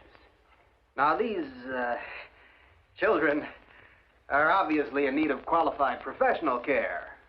Wouldn't you say? Well, there's a great deal in what you say, sir. But I gave their father a solemn oath that I'd never allow their unfortunate malady to become the object of public scrutiny. Nonsense. The days when we hid our insane behind walls of shame went out with that old car of yours. They're talking about us, Virginia. I know. But, Mr. Shocker, an oath to a dying man, that can't be taken lightly. Now, Bruno, what do you mean by malady? I mean, well, I've seen backward kids. Is it? Well, no, it's more than a retardation. It's sort of a regression, a progressive deterioration of the mental faculties, a rotting of the brain, so to speak. It begins in late childhood and progresses rapidly, ultimately resulting in physical deformity, rather like the last stages of paresis. Really that bad? Yes, the Mary family, or at least this branch of them, have been afflicted for generations. And I'm sorry to say, sir, I think this is the last generation. What a shame. Bruno, you mean all three of these? Yes, sir. The unfortunate result of inbreeding. Never mind that now, Bruno. We can go into all that at the proper time. Let's see. Yes. I would like to know the whereabouts of certain other members of the Murray family. The two sisters of Titus W. Murray and brother named, I believe, Nedrick Murray, if alive. Alive? Well, you might say so, sir.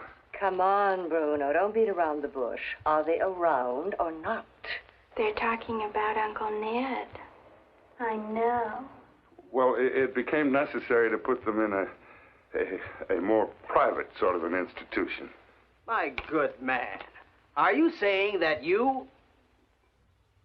that the family chauffeur has been in sole charge of this entire estate and these minor children?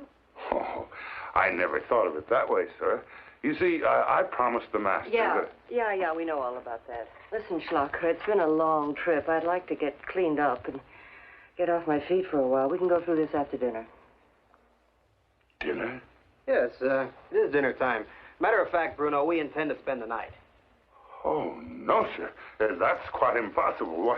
Why, we're not prepared for guests.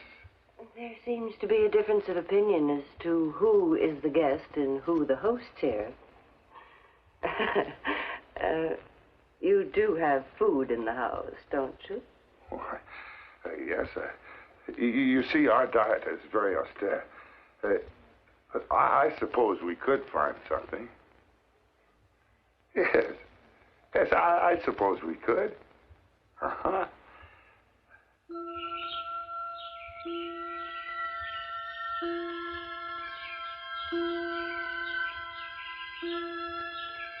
I smell a bug.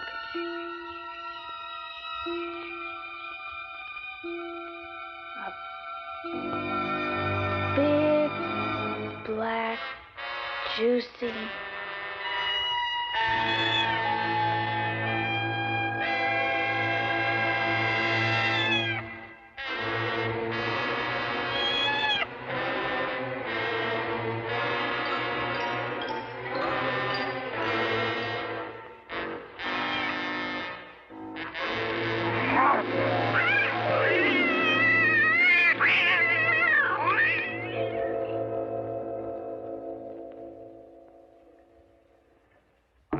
Of you, Virginia. You're doing so well.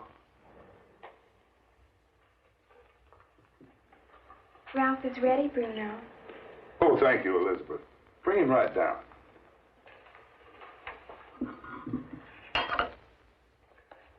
My dear, there's no doubt in my mind that we have here an absolutely clear-cut, prima facie, open and shut case. Great. Now, all I want to know is what is it worth in dollars and cents? Well, that's a little difficult to tell at this juncture. Perhaps with an audit. Miss Morris, give me Schedule B. All right here, Mr. Schlocker. Of course, this is only the visible part of the iceberg, so to speak. With more information, we can project the curve. Hey. Hi, Ralph. Emily, look at Ralph. He's getting all dressed up for us. Well, yes, isn't he cute?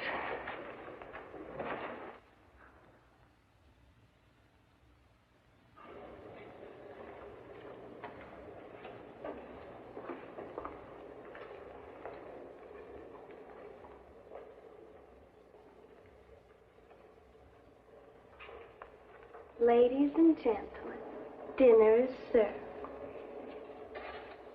Well, at last. Thank you, Virginia. That was very good, Virginia.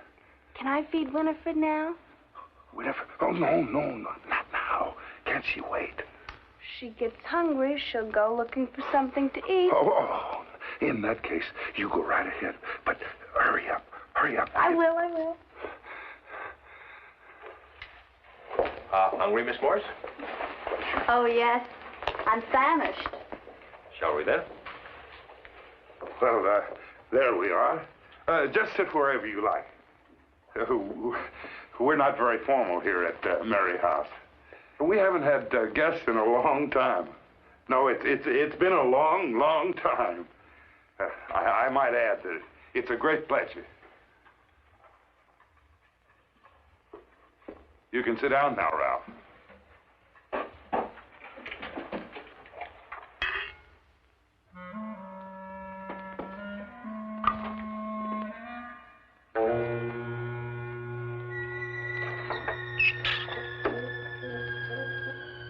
Winifred.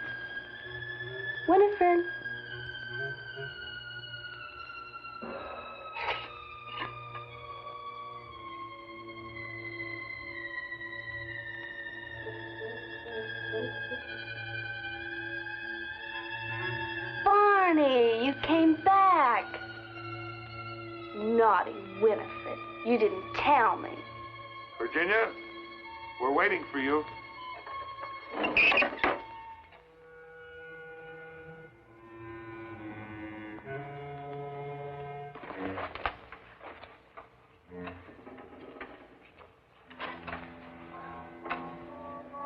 Sit in your chair, Virginia, please.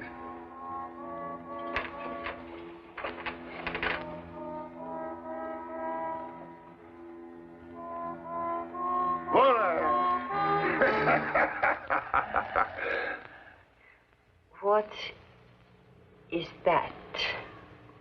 Well, that's rabbit. Obviously. Not bad, Bruno. Looks done to a turn. Thank you, sir. I hope you enjoy it. You know, we're very fortunate to have meat for our guests. You see, we're vegetarians. Vegetarians? It's dead. We don't eat dead things. But good Lord, man, why on earth? The master. Don't say it. You made a promise. It was no idle whim, I assure you. The master knew of the grave danger. The danger?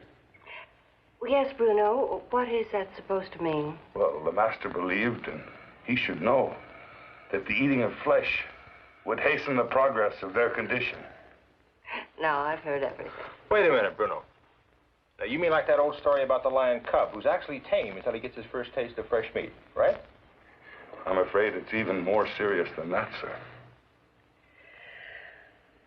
Well, whatever that is, a rabbit or whatever, I pass. Well, it looks good to me. Hey, I'll carve. Thank you, sir. Carry on.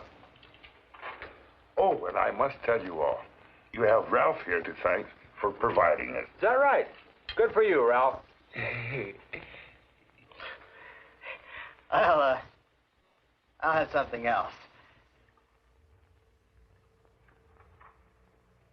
Thank you. What do you call these? A rare treat. Our favorite dish. We call it souffled fungi. What? Mushroom schlocker. Oh, mushrooms. Yes, a real staple. They grow profusely on the grounds. And did Ralph? Oh, no. Virginia provided these. You see, she has an uncanny knack for picking only the non-poisonous one. Come on, Schlocker, let's not hog this stuff. There you go. Thank you, Uncle Peter. Thank you, Uncle Peter. Hey, Schlocker, you certainly can't say they're not polite.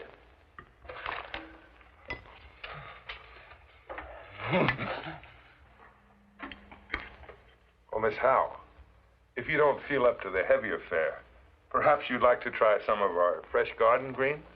Yeah, Emily. Here, try the salad.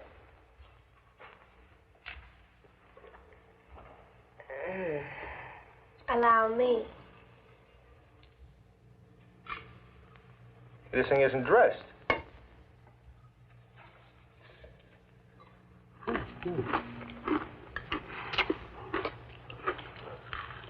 Isn't Ralph a vegetarian, too? Oh, yes. But Ralph's allowed to eat anything that he catches. Oh.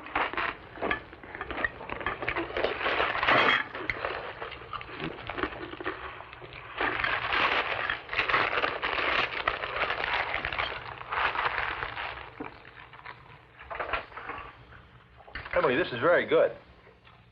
You don't know what you're missing. As I told you, our diet is very austere. But it's most healthful. You know, that's great. I think everybody ought to eat like that. Oh, we have our delicacies, too. But they're not in season right now.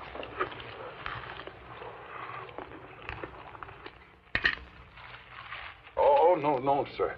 You wouldn't want any of that. Oh, no. Well, I guess not. Yeah.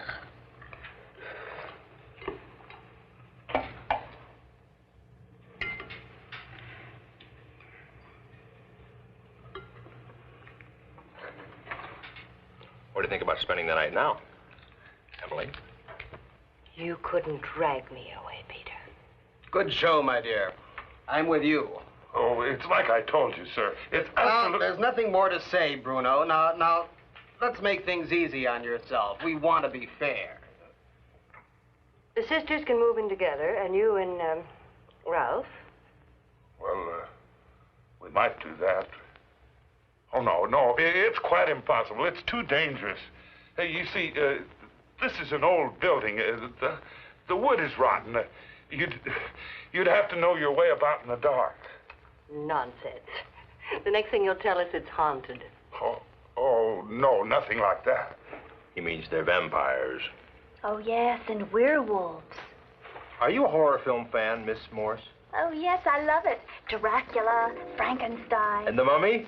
Oh, the Mummy. I love the Mummy. The way he walks. Step scrape. Step scrape. Oh, and the Wolfman. There's going to be a full moon tonight.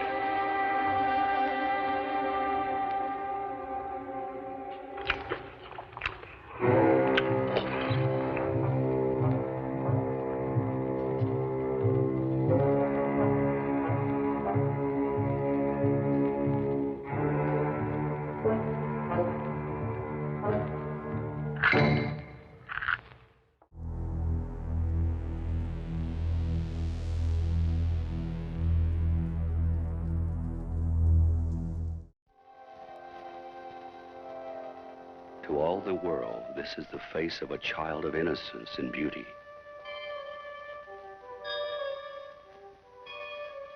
But behind this sweet mask of purity, there dwells a tormented mind, filled with the most horrifying imagination.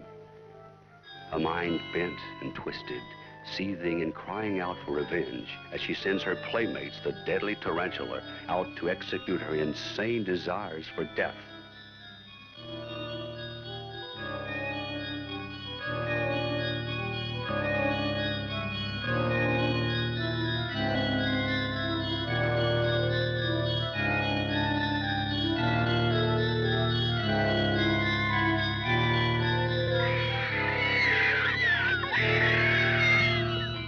What made this child send her own mother to a terrifying end.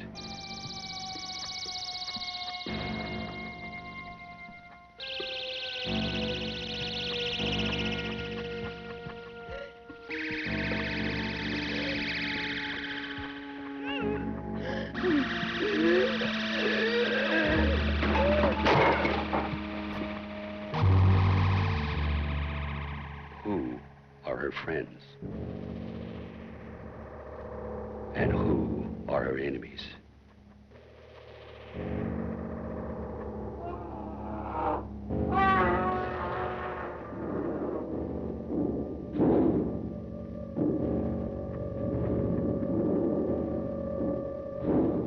Why do these frightening creatures carry out her demented demands?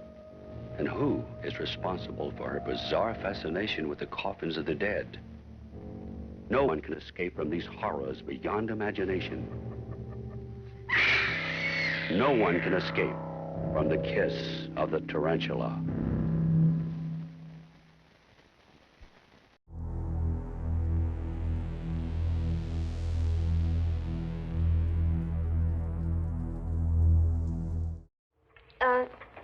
Mr. Schlocker, I mean, if you don't need me anymore tonight, I could just as well stay down in...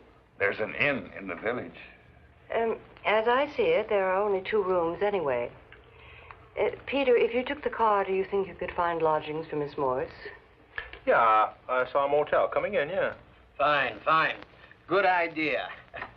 Just be sure you have her back on time, young man. Busy day ahead, you know. Don't worry. Thank you, Mr. Howe. You're very welcome. Children, some of our guests are going to stay the night. Would you come help me prepare the rooms? Yes, Bruno. Spider! Oh, got it. Hate spiders. We have lots of spiders. Do you like spiders, Mr. Howe? Oh, sure, Virginia. I love spiders. Do you? Would you like to play spider with me? Virginia. Sure. I'll play spider with you. Maybe tomorrow. I'm sorry, Mr. Howe, that we couldn't accommodate everyone, but I'll be looking forward to seeing you tomorrow. Hey, me too, Bruno. Thanks. Thank you very much. Good night, kids. Well, Miss Morris, we should be getting an early start. I'd like that very much, Mr. Howe.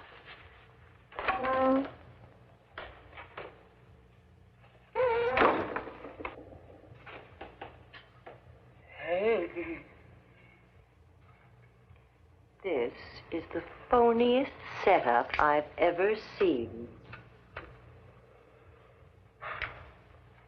There is something terribly wrong here. And I intend to find out exactly what it is.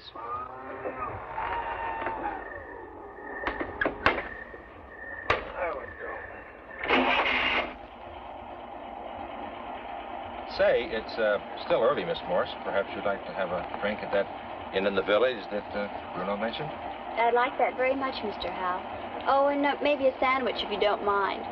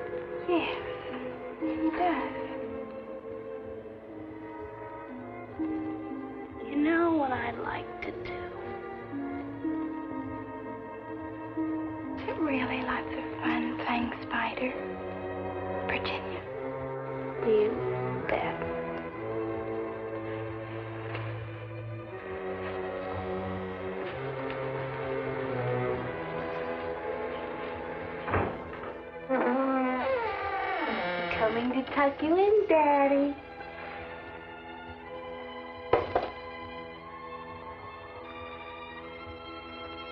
Nighty-night, Daddy.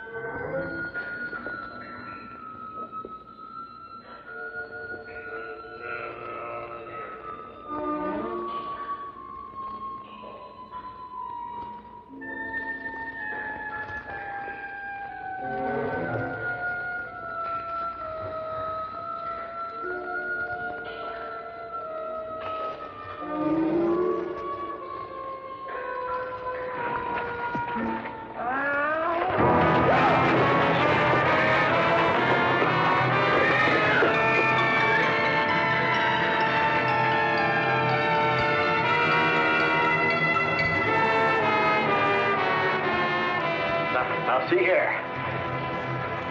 This won't do. This has gone quite far enough. Ladies, beyond the bounds of prudence and good taste.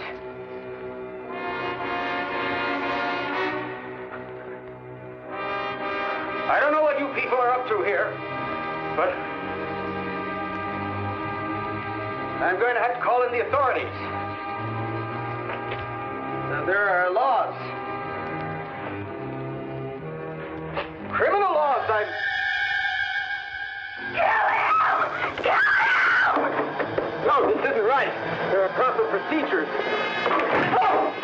Judicial remedies. These things could be litigated. Kill him!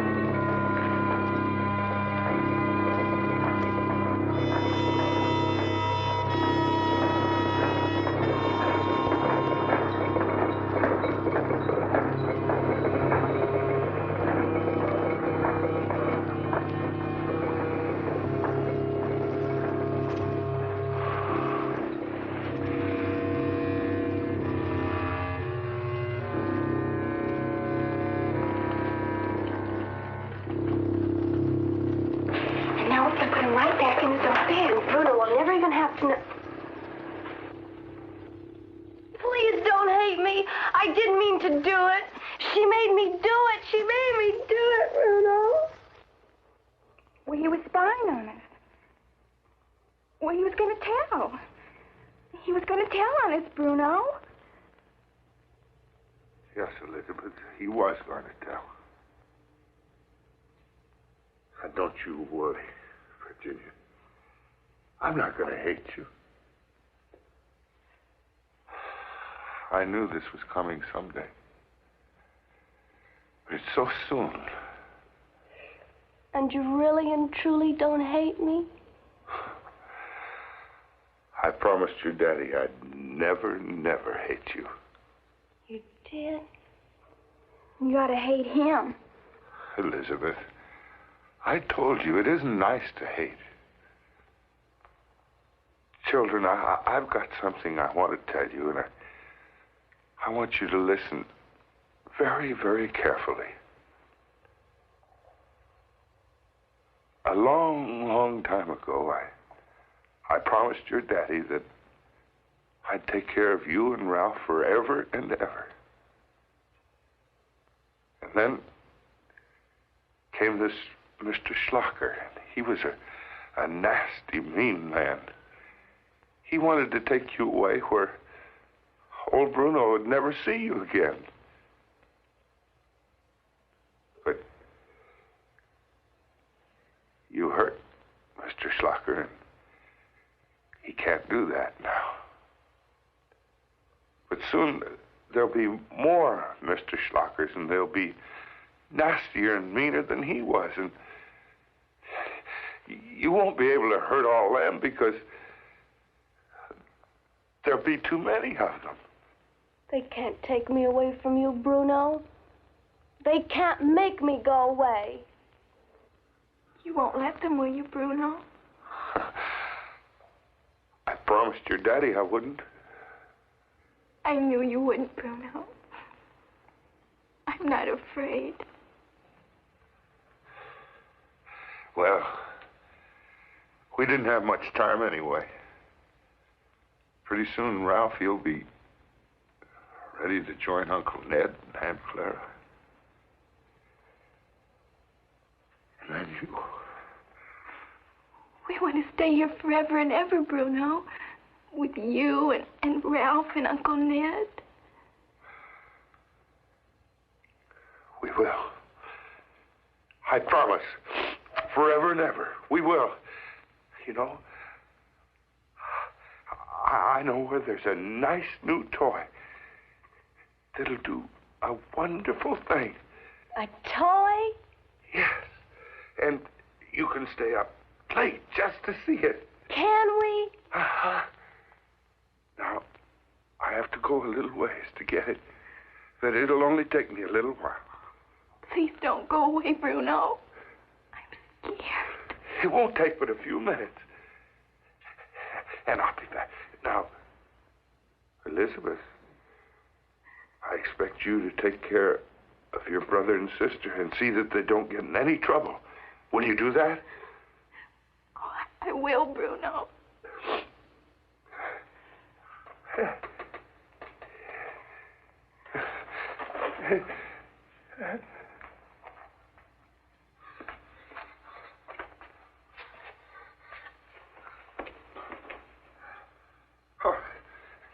You gotta hurry.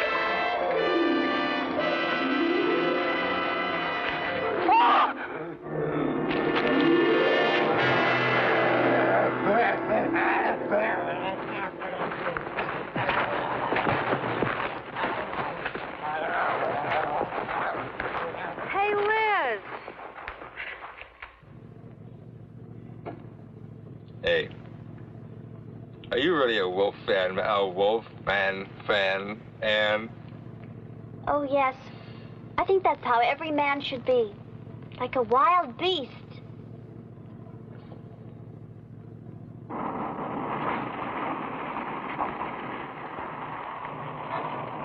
No vacancy again. That's the last one, Anne. There isn't another town for 50 miles. I guess we shouldn't have spent all that time at the village inn. I didn't realize how late it was getting. You lose count. They keep taking away the glasses. What was that? I know, but I remember exactly how many. Listen, there's nothing we can do except go back and spend the night with Emily and Schlocker.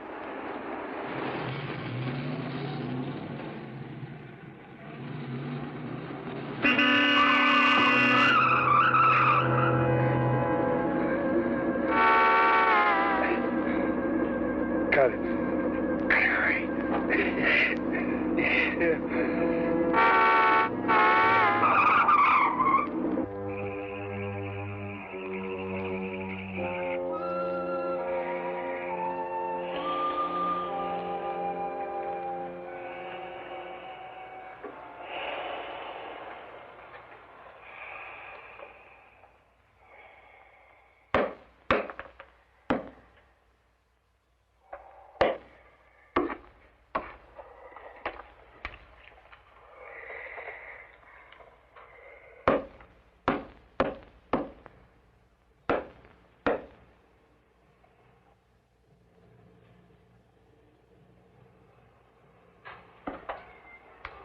Yeah. Spiders aren't supposed to eat other spiders. Cannibal spiders do.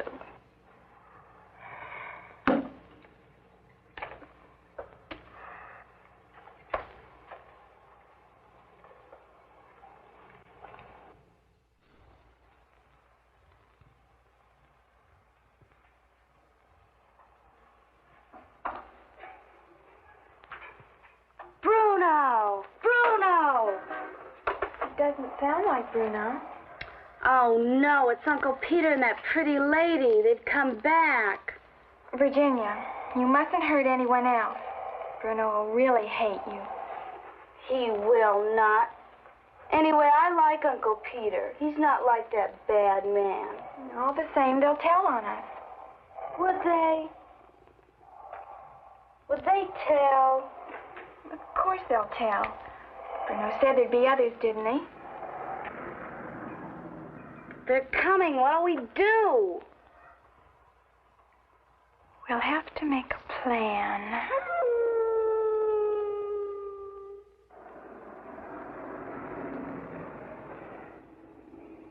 Somebody's up and about. Good. I hope it's not that Ralph. Oh, Ralph's just a big kid. Do you really think so? Sure.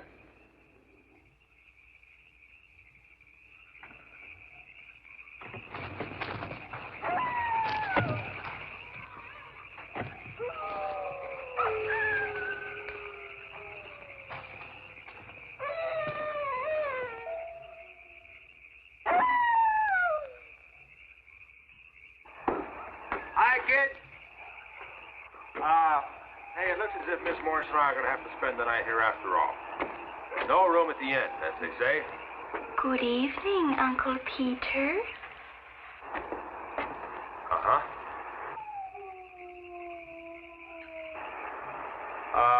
Is Mr. Bruno about? No, he's away. Won't you come in? Yes, do come in. Huh? How about Aunt Emily? Is she around?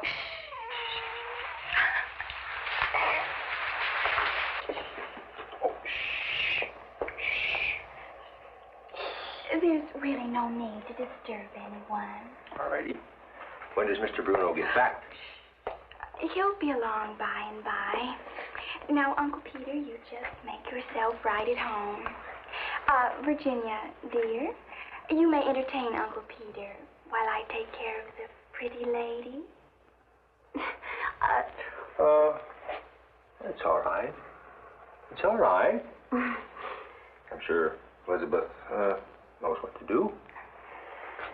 Well, if you really think so. Sure. Listen, Emily is very easy to get along with when she's asleep. Well, that won't be necessary. And we'll have Daddy's room. It's really very nice. There you go. See? Thank you, Elizabeth. You're really very kind. Well, good night. Yeah. See you in the morning. Mm-hmm. It's awfully nice. This way, pretty lady. I'm glad you came back. I like you.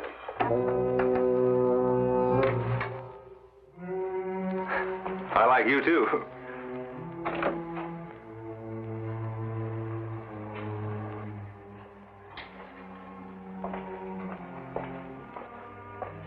You're a nice lady. I liked you right away. You're not like those others. Oh, Virginia likes you, too. And Ralph, we all like you. And Uncle Peter, too.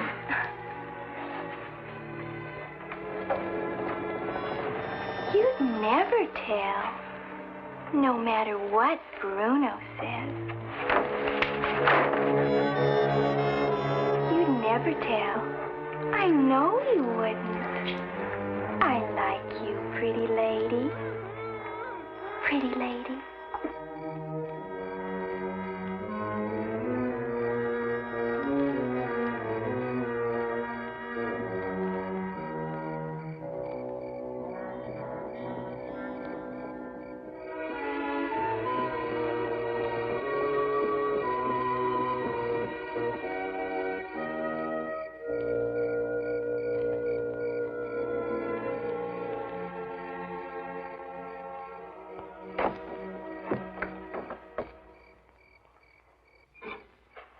And the big black spider goes round and round and wraps the bug all up in her spider web.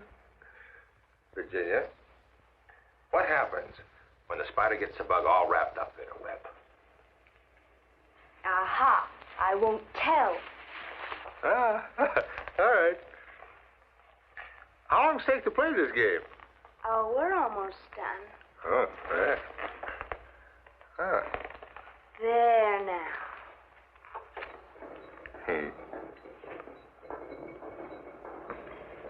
Virginia?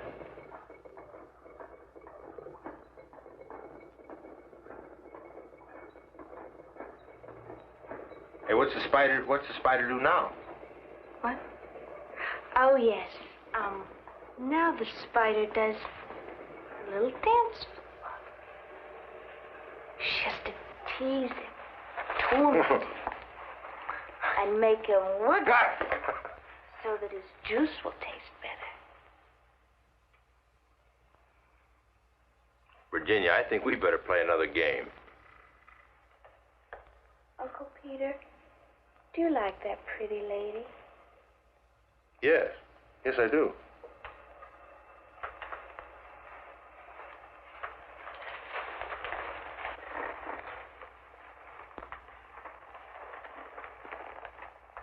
Do you like me?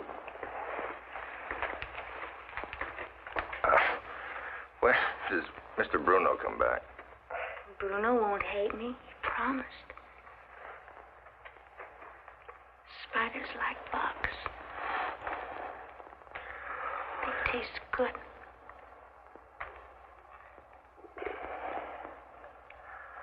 But I guess bugs don't like spiders very much. I like spiders. I like spiders. I do, too. Well, guess I have to sting you now. You have to what?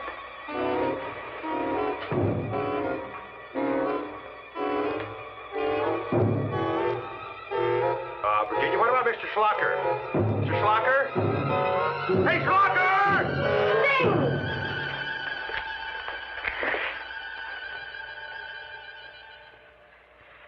Well, I have to go away for a minute.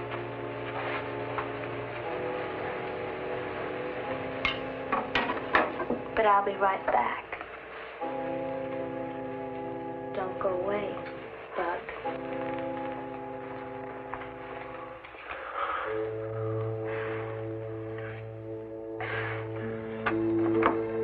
What are we going to do with her? Ralph can't let go.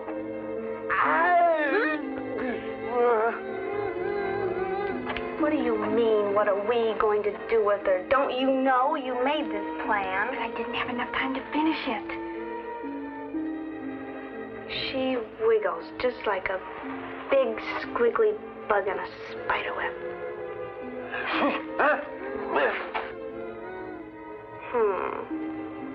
Uncle Ned could make her quiet. No, Bruno would be very mad. Anyway, Ralph likes her, see? We mustn't hurt her. Just make her quiet. Now, Spider's very clever. She very cleverly drains the vital juices from the bug's body. And that makes the bug stop squiggling. Would that make her stop squiggling? Help me find something sharp.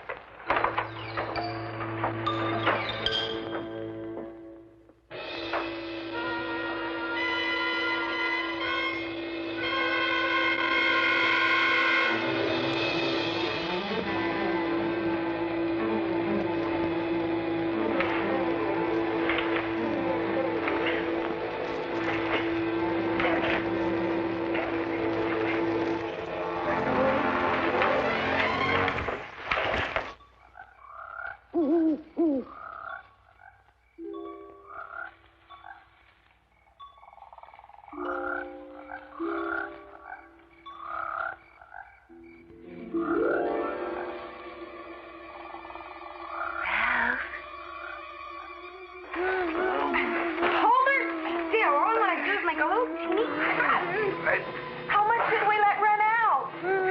Just enough to make her quiet. Then Ralph can play with her better.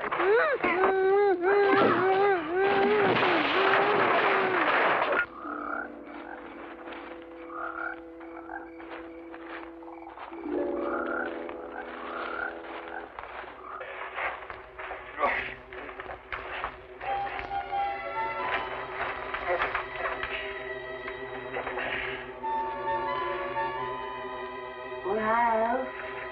Emily? Ralph. No, Emily, I'm in here. Where you been? For heaven's sake, give me a hand. That little fiend tied me up.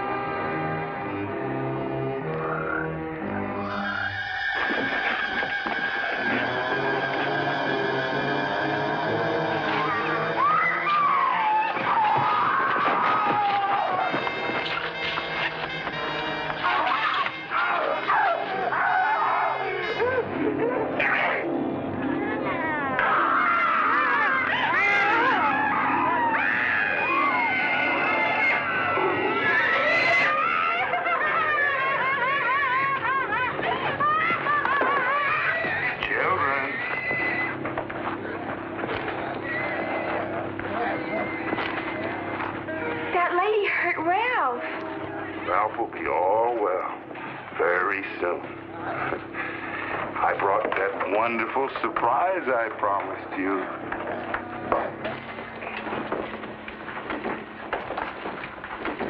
Let me see. What is it? This is a secret surprise.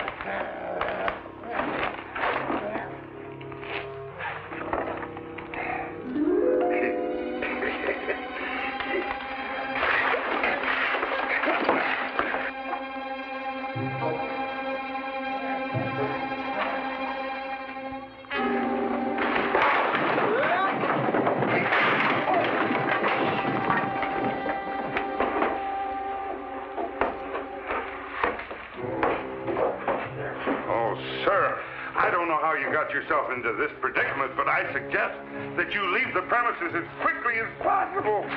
Where's Ann? Ann, where's Ann?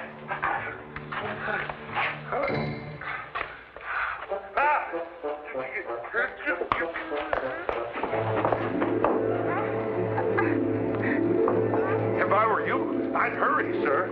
I'm hurrying.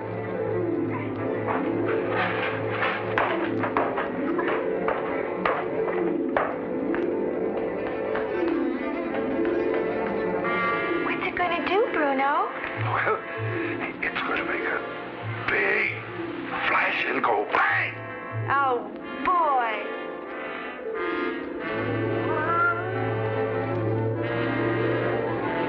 Looky. Uncle Ned.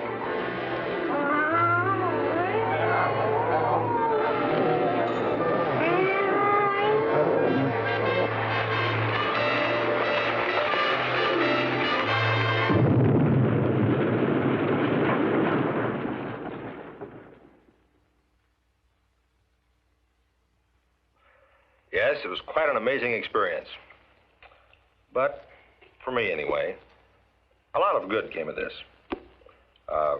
Being the only survivor, naturally I inherited the wealth of the Marys, which later turned out to be quite vast. More important than that, though, my wife. That's our daughter, Jessica.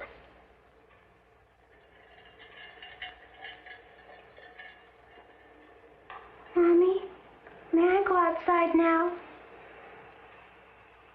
Well, all right, Jessica, dear. But be sure and come back into the house if it starts raining again. Oh, I will, Mommy.